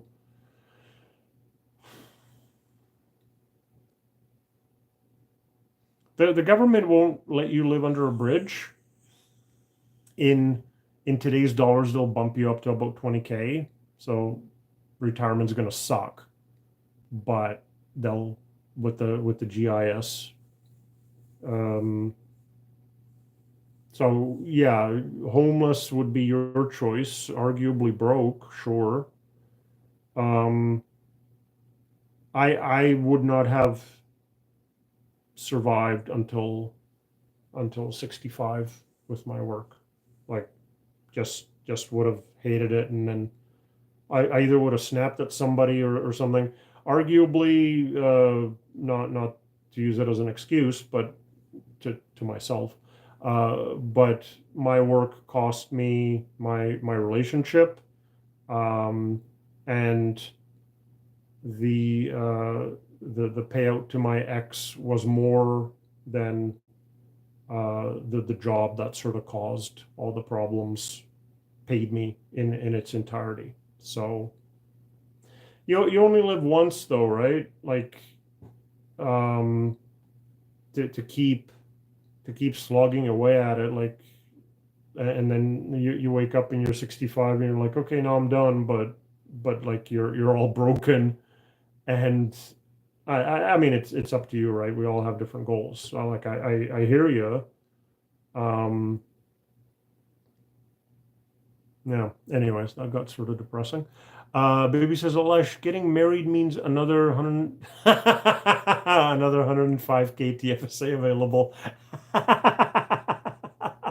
That's awesome. There's all sorts of benefits for couples, and I mean child benefits and so on. Yeah, for sure. Like stuff is even cheaper for two people. Like I'm making this up, but like you go on a cruise ship. If I go by myself, the cabin costs $1,000. If double occupancy, it costs 1,400. Total is higher, but per person is lower. And if your partner's working, it lets you take arguably greater risks in investing because you don't need the money because your partner's working. However, if it does not work out, you're back to 3 million. Yeah. Whew. When I first my last long-term relationship ended back in 2009. We had a prenup and it still cost me $250,000. I mean, today I get the lawyer to write up the whole prenup. The first time around, I got a template from the library, wrote up my own prenup, and then just took it to a lawyer to get checked. Today, lawyers writing it from beginning. They're using the same template, but at least in BC, I was told prenups only last about 5 years, by the way, before like you can't be married for 20 years and then say, oh, do over, like that wouldn't be fair to the other person. So yeah, like for me, I don't have any plans to move in with anybody. I managed to fill up my house full of all sorts of stuff that I like, and there's no room for another person. And yeah, as soon as you're cohabitating, after, depending on the province again, a year, maybe 2 year, you could be considered legally married, and then bad things could happen.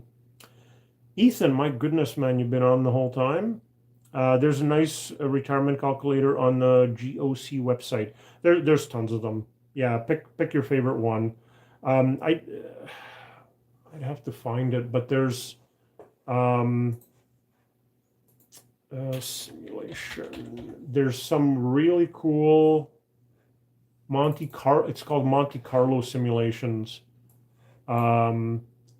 C Fire Sim, Fire Calc, and then Portfolio Visualizer. I mean, I made this note 3 years ago, but those were free and they were kind of cool to run a Monte Carlo simulation. Like most financial advisors, when they do a financial plan for you, generally they use software. They don't use Excel like I do. But it basically works like Excel. Like you have assumptions. These are going to be the returns. These are going to be the the inflation, and like you have fixed numbers. So it works like an Excel spreadsheet. You change one of the numbers and the whole thing recalculates. The simulations are kind of cool. You set the same assumptions, but then it runs, whatever probabilistic of what the market's going to do curve. Or maybe they just have historical data and they use that, depends on the sim, but they just run it 10,000 times and then they'll say, well, 89% you didn't run out of money, 11% you did.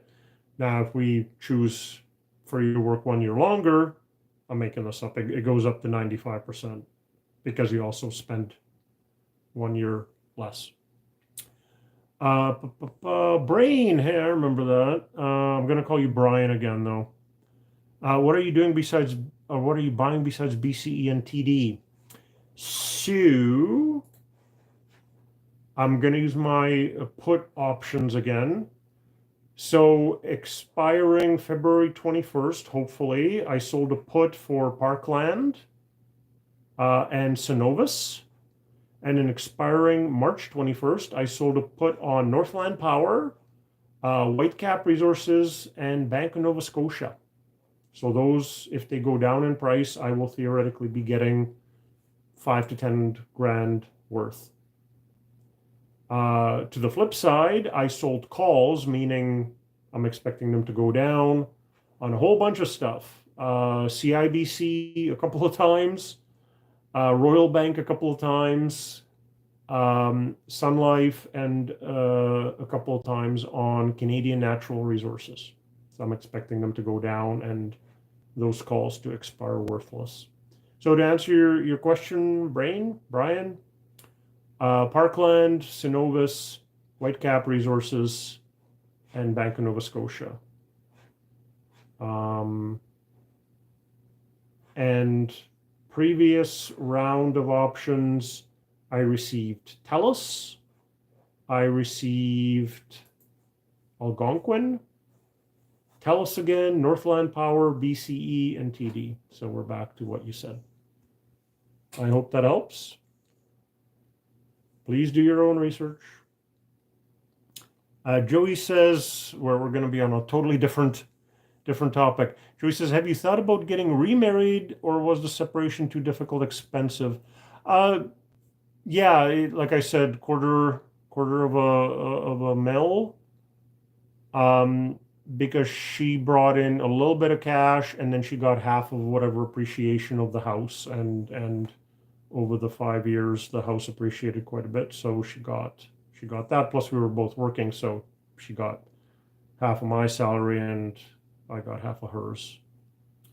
It wasn't too difficult. Not to go into the online dating stuff too much, since it's an investing live, but online dating isn't that much fun. Like, most of the time, you just meet the person, they're fine, but there's no connection, there's no sparks, and you're wasting a bunch of effort first writing to prove that you're not crazy, and then it works out to nothing, right? And then a few more dates, and then it still works out to nothing. So, um, for company, I have my dog now, so I'm happy. I don't have to travel anymore, which is good. I can use her as an excuse. So no, it wasn't that I was emotionally scarred, because it happened, you know, uh, 15 years ago, more than that, 16 years ago. And we sort of were fine anyways. But yeah, not so much remarried.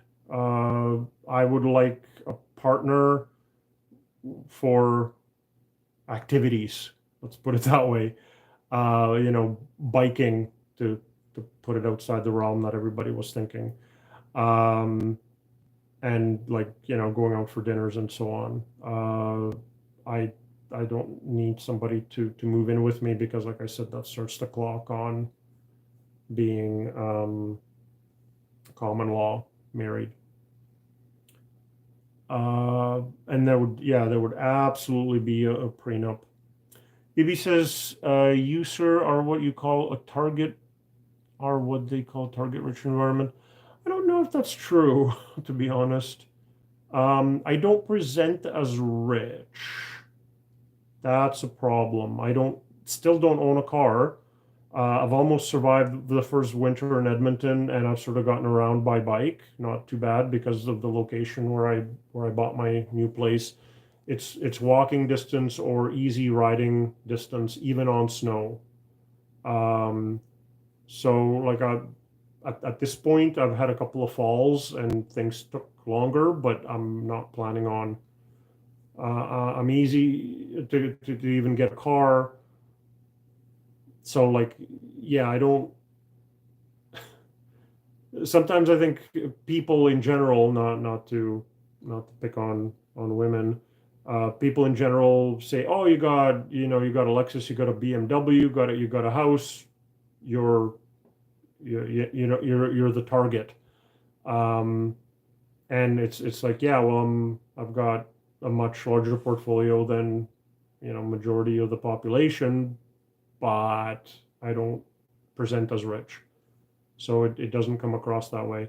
uh, in the decades of dating, like, I've had, literally, on one hand, I can count the women that said, "You don't have a car here, I'm not dating you, how are you going to pick me up?" Otherwise, people were okay with it, at least in Vancouver. We'll see how it is in Edmonton. I'm kind of planning in March to turn on the various apps and so on, see what happens. Joey says, you could find someone who makes the same amount. I mean, in Edmonton, there's people who make decent amounts of money in oil and so on. But I think it's the assets. Uh, it's sort of tough. What would happen to what you brought into the relationship versus what happens once you're in the relationship and you're either married or cohabitating. If the lady was making the same amount that I am, fine, then we would just either call it quits, or we would split it halfway or whatever. But um, Like most people don't have a multi-million dollar portfolio, and if that were to be in danger, like my life goal is never to have to go back to work again. At least I wouldn't do IT, like whether I would do construction or something, I don't know. But like I'm at 52, I'm not really interested in learning a new trade. What I know about investing is good enough to keep that money coming in, let's say. Um, so that's my main goal. And if my original assets, sometimes you read about if they don't change form, as long as you can keep everything separate.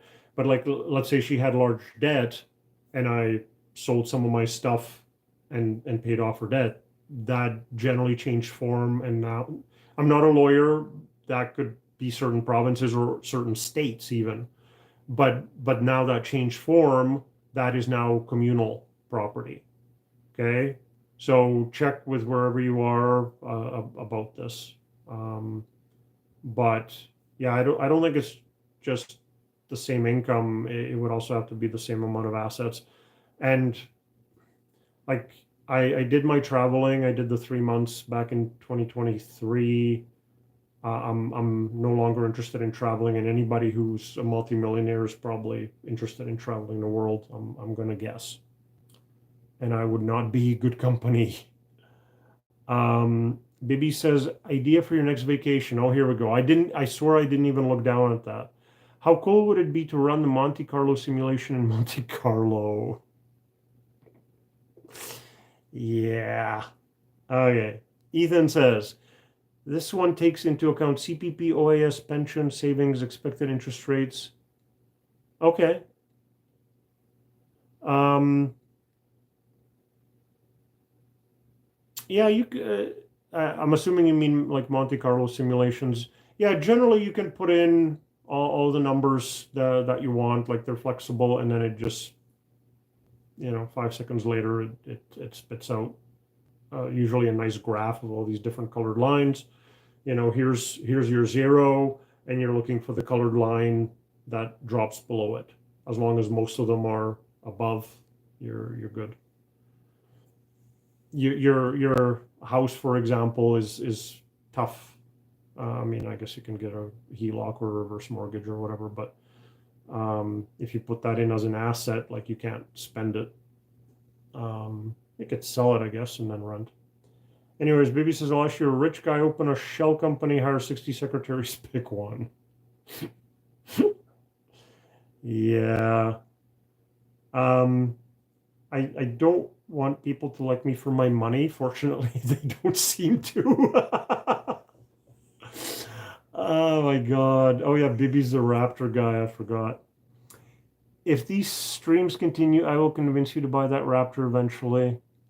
You know what? To me, like, car is an annoyance. Like a bike I can fix. I can buy a new one for 40, 50, 60 bucks at a garage sale. Or if I decide to splurge, I can go on Craigslist or Kijiji, whichever one is popular in your neighborhood, and I can get one for a couple of $100.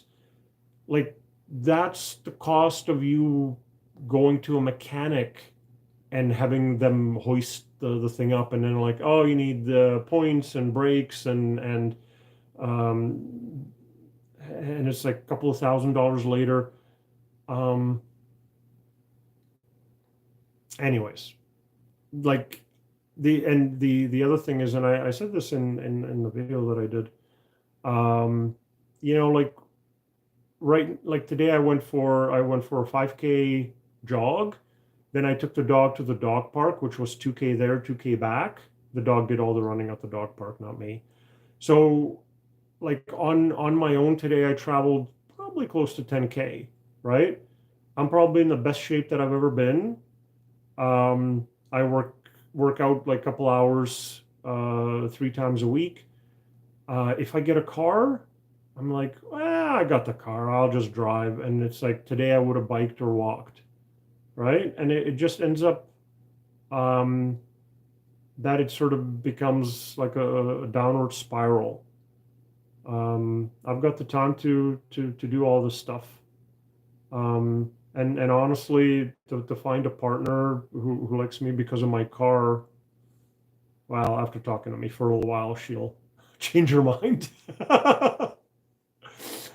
um, I need to marry a doctor. I Yeah, like I don't really want a project. I also don't need somebody who's um, who's rich or super successful or anything like that. Just somebody who's intelligent and laughs at my jokes. Joey says Bibi's right. Lots of women out there. Yeah, well, we'll see. I kind of when the snow goes away, so I can travel a little bit better. I'll dust off the dating apps. Okay. Bibi says, I remember you mentioning that you have a HELOC. Yes, I do. Why not just use the margin available in iBakeER? I am. Yeah, the HELOC has zero on it. The margin in Interactive Brokers has about 70 something grand on it right now, which is why I'm selling the calls. I'm hoping one of them's going to hit, and um, I'll start paying that HELOC off. Uh, Interactive Brokers is great for option pricing, even though there's Wealthsimple and Questrade now is doing stuff for options where it's like no commissions and so on. So options on Interactive Brokers and super low interest on their margins. In fact, I timed it so I would buy this opulent abode in Edmonton during winter, and I would sell my my condo outside of Vancouver in the spring. Like I wanted to buy first dead of winter, um, and I did. But because I didn't have the money from the condo yet, when I bought this place, I actually funded 40,000 on Interactive Brokers margin, and it was way cheaper than if I had used the HELOC that I had on the condo prior to the sale. Confused the heck out of the lawyers, by the way. It's like you're paying with cash. Yes, I am.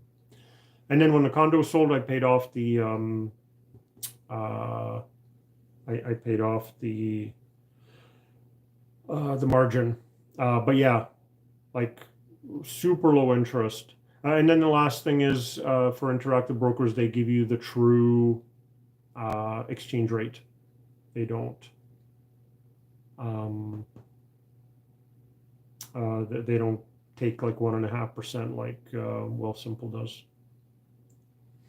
Okay, so for 1 million plus borrowing 400K should not be an issue. Yeah, it wasn't. Why not use? Yeah, so I have both. So this was your point. I'm sorry. Yeah, I wouldn't use the HELOC. I mean, maybe when I'm a couple $100 short or something, when the dividends hadn't dropped in yet, I would use the HELOC. But for buying stocks, I use the Interactive Brokers margin. I always want to have a HELOC just to have the money available, even if it is fairly high interest.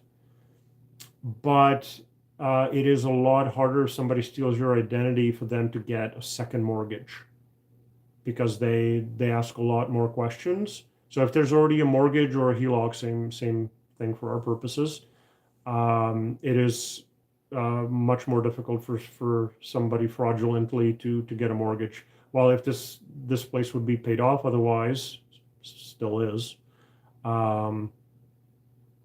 then they could steal my identity and take money out, max out the mortgage, HELOC, whatever, and I'm theoretically on the hook for it, or the real estate is, and I own the real estate. So it's a lot harder if there's already somebody on title. Okay, Leonidas says thumbs up for the index chart behind you. Yes, fascinating information. What's the other map? You're like the second person in 4 years that's asked. So I enjoy reading, and I used to play in many years ago. I used to play Dungeons and Dragons, role-playing game. It was popular in the 80s and early 90s. Then it really fell off, and it's become popular again. So that is a laminated map of the world of Greyhawk.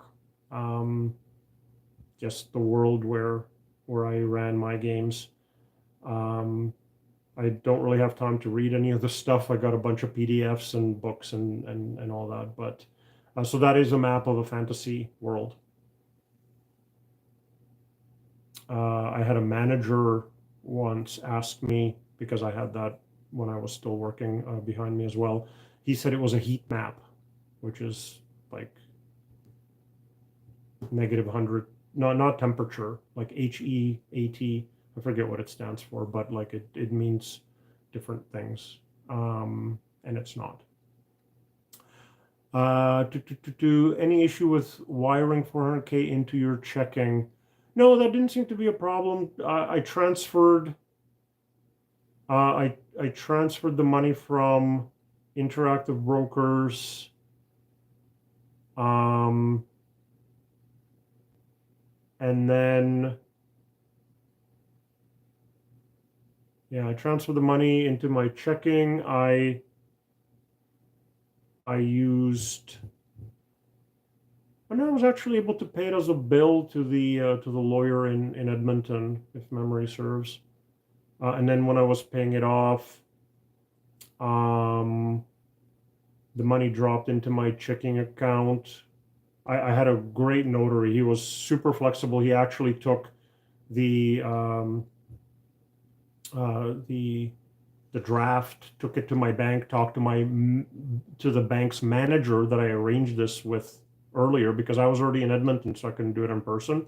So he, God bless him, actually went to my bank, got the money released by the bank manager that I had talked to earlier. And then so the money dropped into checking. And if you happen to be in Surrey, and since there's two of you, it's unlikely.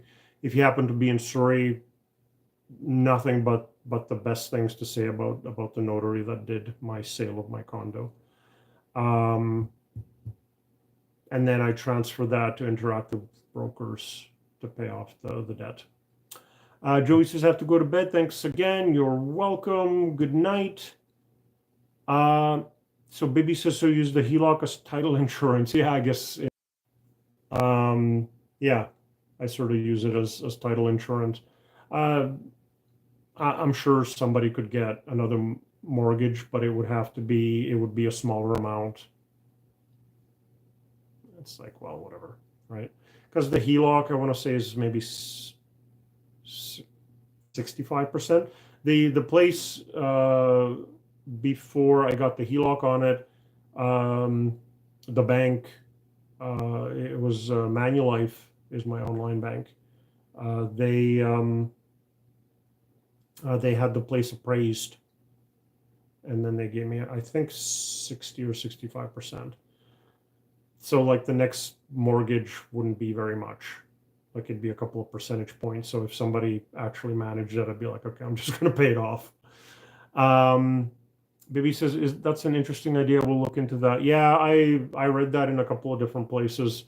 So whenever I own real estate, I guess not in the US, but I couldn't really I didn't want a mortgage in the US. So yeah, I always make sure that there's a HELOC. Plus, having access to money is never a bad thing. With HELOC, if you don't use it, you don't pay interest, which is great, right? And then if the market drops 30%, hey, here's 300,000 or whatever, 350 that I have available. It's not very much with the amount that the rest of my portfolio is going to tank, but yeah, you can use the portfolio. You can use the HELOC to help the portfolio recover. Cool. What time is it? All right. So,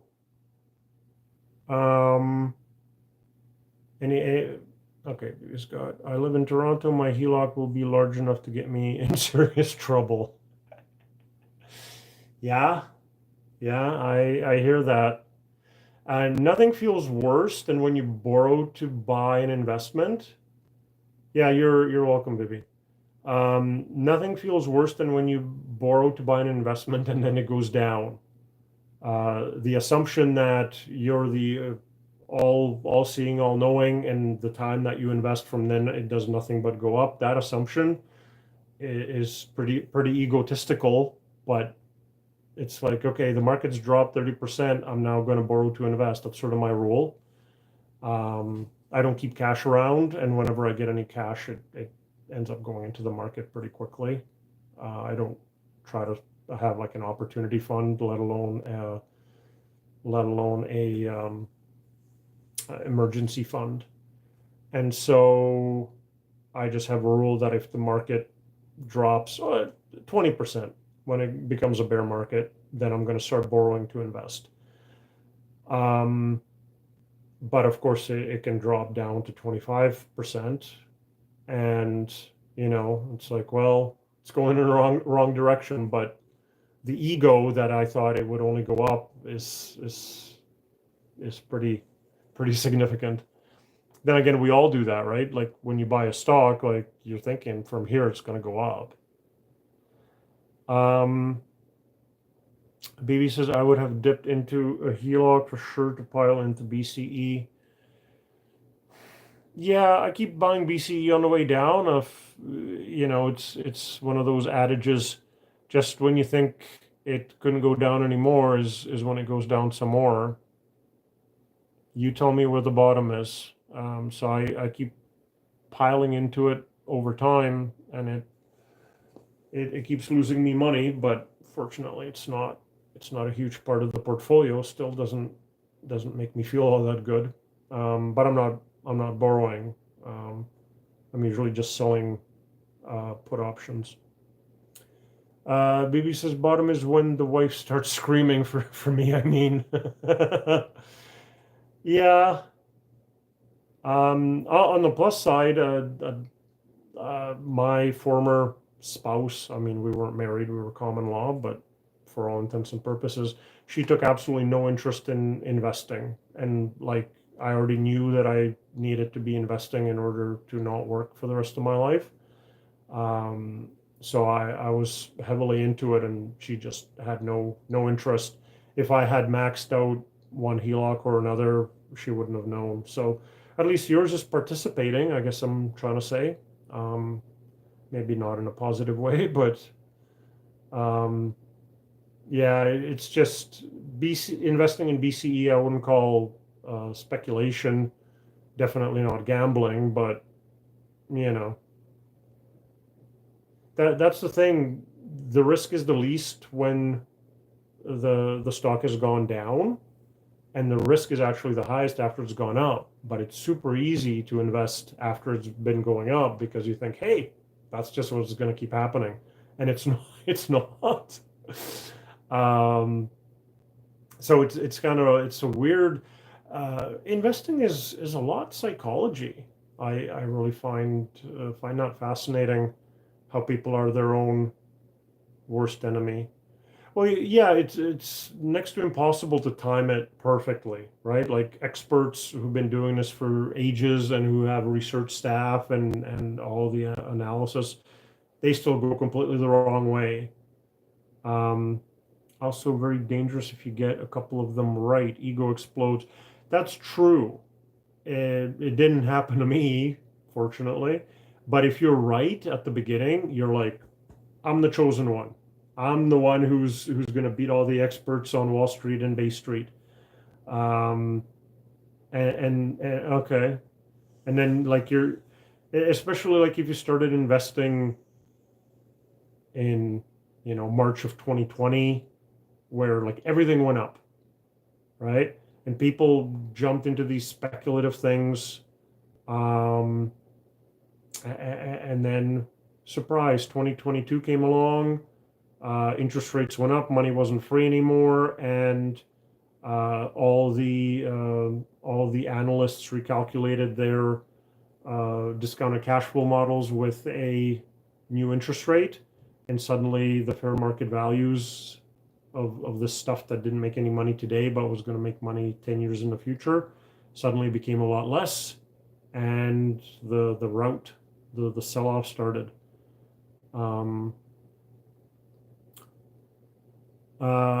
now just ask advice from people more successful than me on the internet. Thank you. Yeah, I'm just a random guy on the internet. I don't see the future any better than anybody else does. And the just because I'm up to date, I'll go off on another tangent. The word advice has a special meaning in financial circles. Uh, Financial advisor means something. They're supposed to get to know you, get to know your risk profile, when you need the money back, what kind of returns you need, whether you can take some risk or whether you're going to panic if you lose 5%. Um, and then according to that, they give you advice on what to invest in. I obviously don't know you, so this is not financial advice. This is for entertainment and educational purposes only. Friendly discussions. I do mentoring one-on-one, but I do charge for my time. And even then, I mentor and I educate. I don't give financial advice because I'm neither licensed nor insured for it. So just a caveat or a disclaimer, if you will. You'll never buy anything based on the discussions. Um, yeah, yeah. I mean, I have an opinion and I'm able to communicate it. Doesn't make me right. However, if you have a 5 or 10 year time frame, much better chance of being right, especially about the market in general. Individual stocks, not always. Not always. I've had one stock go bankrupt, like it just went to zero. So, interestingly enough, I've had two private equity. One, they say, "Oh no, stay tuned. There's going to be." It's like literally 10 years ago. Like I gave them my money 10 years ago. They said it was going to be industrial park, even north of me in Edmonton. I biked out there. It's a wheat field. Farmers doing his or her thing.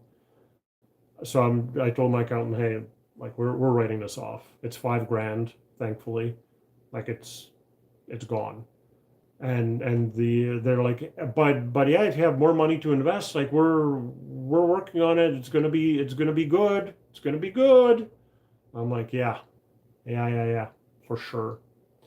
So that was one that's been written off, and another one that's been before a court, and it's gone into some receivership. That one was 10 grand. That one was a little bit more. I got braver as time went on. Unfortunately, my last investment was 40, so I keep racking it up. But the one that's before the courts, yeah, just until the money runs out. I'm like, give me my money now. Out of my 10,000, I had about 1,600 left. I kind of calculated during one of the meetings. I'm like, give me my money. No, we're fighting and we're working on your behalf. I'm like, yeah, right up until that becomes a zero, and you're like, all avenues have been exhausted. We're done now.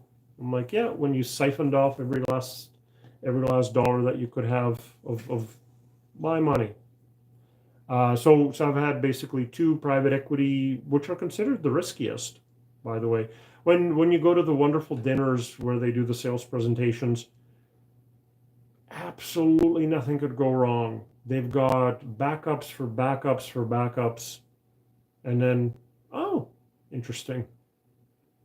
The government changed in Edmonton or in Alberta or something like that. And now they weren't into an industrial park anymore. Oh, well. Anyways, Bibi says that's why I cannot see the value of any of these diversifying opportunities. Um, to be fair, a few of them worked out. I gave them 15 grand. They bought apartment building. They cleaned it up. Wow, like what? Okay, let me finish my thing. They cleaned it up. They kicked out the bad tenants. They renovated some of the suites. They hiked up the rents. Right, that's what you do.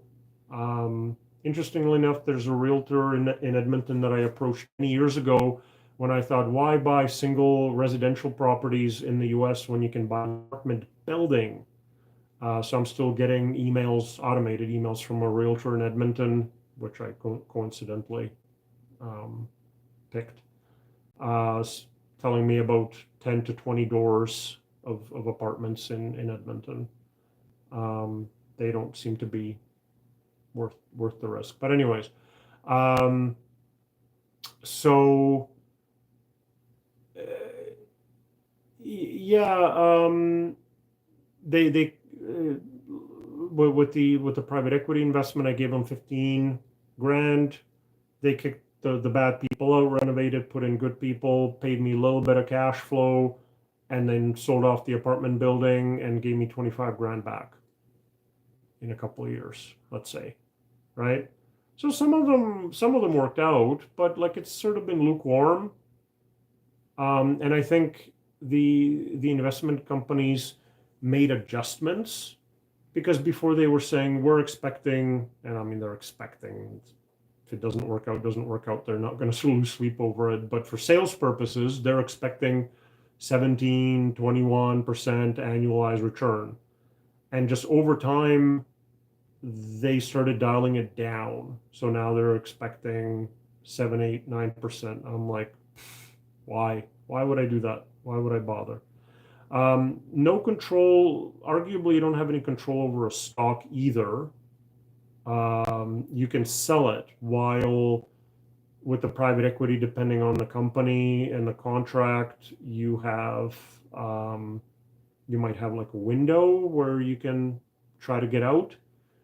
One of them, I asked for my money back at the suggestion of my salesman, and out of the 20 grand, they gave me 7, and now they're paying me interest on the remainder. And one day I might get it. Inflation, of course, having gone through the roof, it's not worth anywhere near what it would have been before. There was one where they gave me like 6% a year during years when the stock market did 20+%, because they paid themselves all sorts of fees, and I'm like, I'm taking it to small claims court. And so they gave me $500 gift certificate to get me off their back, and that was it. So lukewarm. I'm certainly not going to buy anymore.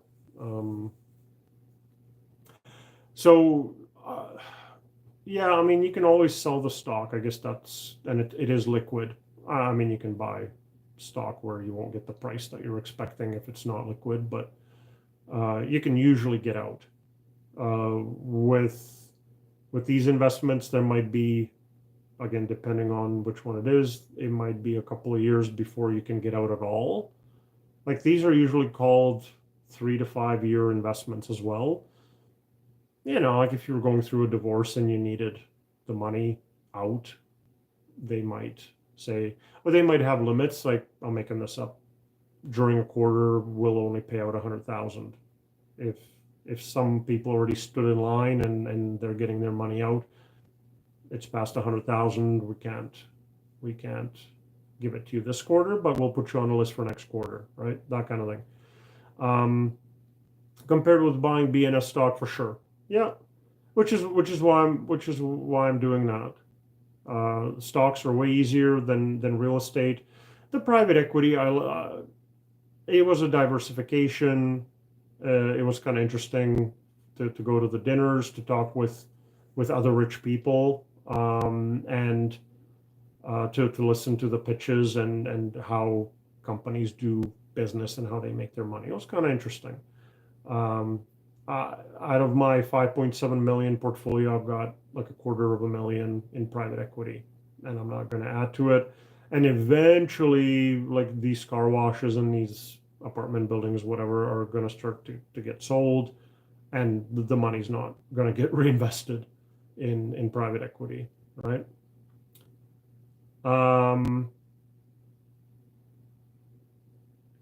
TD launders some money, they get slapped by regulations.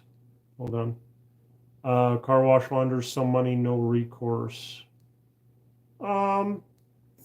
Well, somebody might go to jail, but I don't know what would happen if one of these businesses did something illegal like that.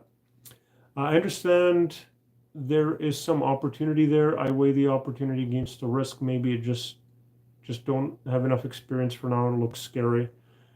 Yeah, you sort of build your knowledge. You have to read the 70 to 150 page memorandum. It's called an OM, offering memorandum. That's where they talk about, and this is what most people focus on, and they actually shouldn't. Is they talk about how they do the business and the risks and all of that stuff, and that's sort of enough to give you a go or no go. But like you can't give notes to the company running it because they're the experts at it. So it's like, yeah, I don't think you should build the car wash here. I think you should build it a couple of blocks over. Like they're going to laugh at you and say, hey, either invest with us and it's going where we said it is, or don't invest with us. Like we're not changing it. What's more important is they give you the highlights in the presentations where it's like you get the first 8%, and after that it's profit sharing. Let's say 60% of the profits go to the investors. You're like, hey, this sounds awesome. But sure, first 8%, but they know they're going to make way more. But after the 8%, they start charging for everything, for architects. And if they do it in-house, they charge for it, the going rate. And then so your 60% is really, really only at whatever is left over. So it doesn't end up with very much. What I liked about Nationwide and all the car washes and the self-storage was because they say, oh, we're going to have it up in 6 to 12 months. And, it's 4 years later and you're still not seeing any money. What they do is they pay you that same 8% interest going back to when you gave them the money. They're the only ones who do that. Again, if there's no money, if the building caught fire or whatever, and there was no money, you'd still be out of luck. So you're supposed to be a sophisticated investor if you're doing this stuff, and the thing is they're just the riskiest. So maybe not scary, but definitely risky, and it's just you put your money in, and then the bad news starts flowing. A private equity investor also sounds much cooler than common stock owner. It does, yeah. It definitely does. Anyways, I got 2 folks on, at least according to YouTube. So I hope this was interesting. I've been at it for over 2.5 hours. So any last questions? Getting late for you? Okay. Thanks for your time. You're most welcome. If anybody has any kind of last questions, I'm kind of going to wrap it up. I've been at it for a while. Anything about so yeah, good night, Bibby, in case I didn't finish. Any last questions about Canadian investing, personal finance? Joey says, thanks, you're most welcome. I hope that was educational, interesting at least. I will do this on YouTube again in 2 weeks. Wednesday again, starting 7 Mountain. Next Wednesday, the alternate weeks, I do it on TikTok. I enjoy the YouTube experience a lot more because there's fewer people, and so I can keep up. While with TikTok, I'm 20 minutes behind, guys. Just hang out. I'm sorry. You get what you pay for. But anyways, if you urgently need something, I guess you can catch me on the TikTok as well. Anyways, so good night. How do I shut this off? Good night, and I'll see you in a couple of weeks.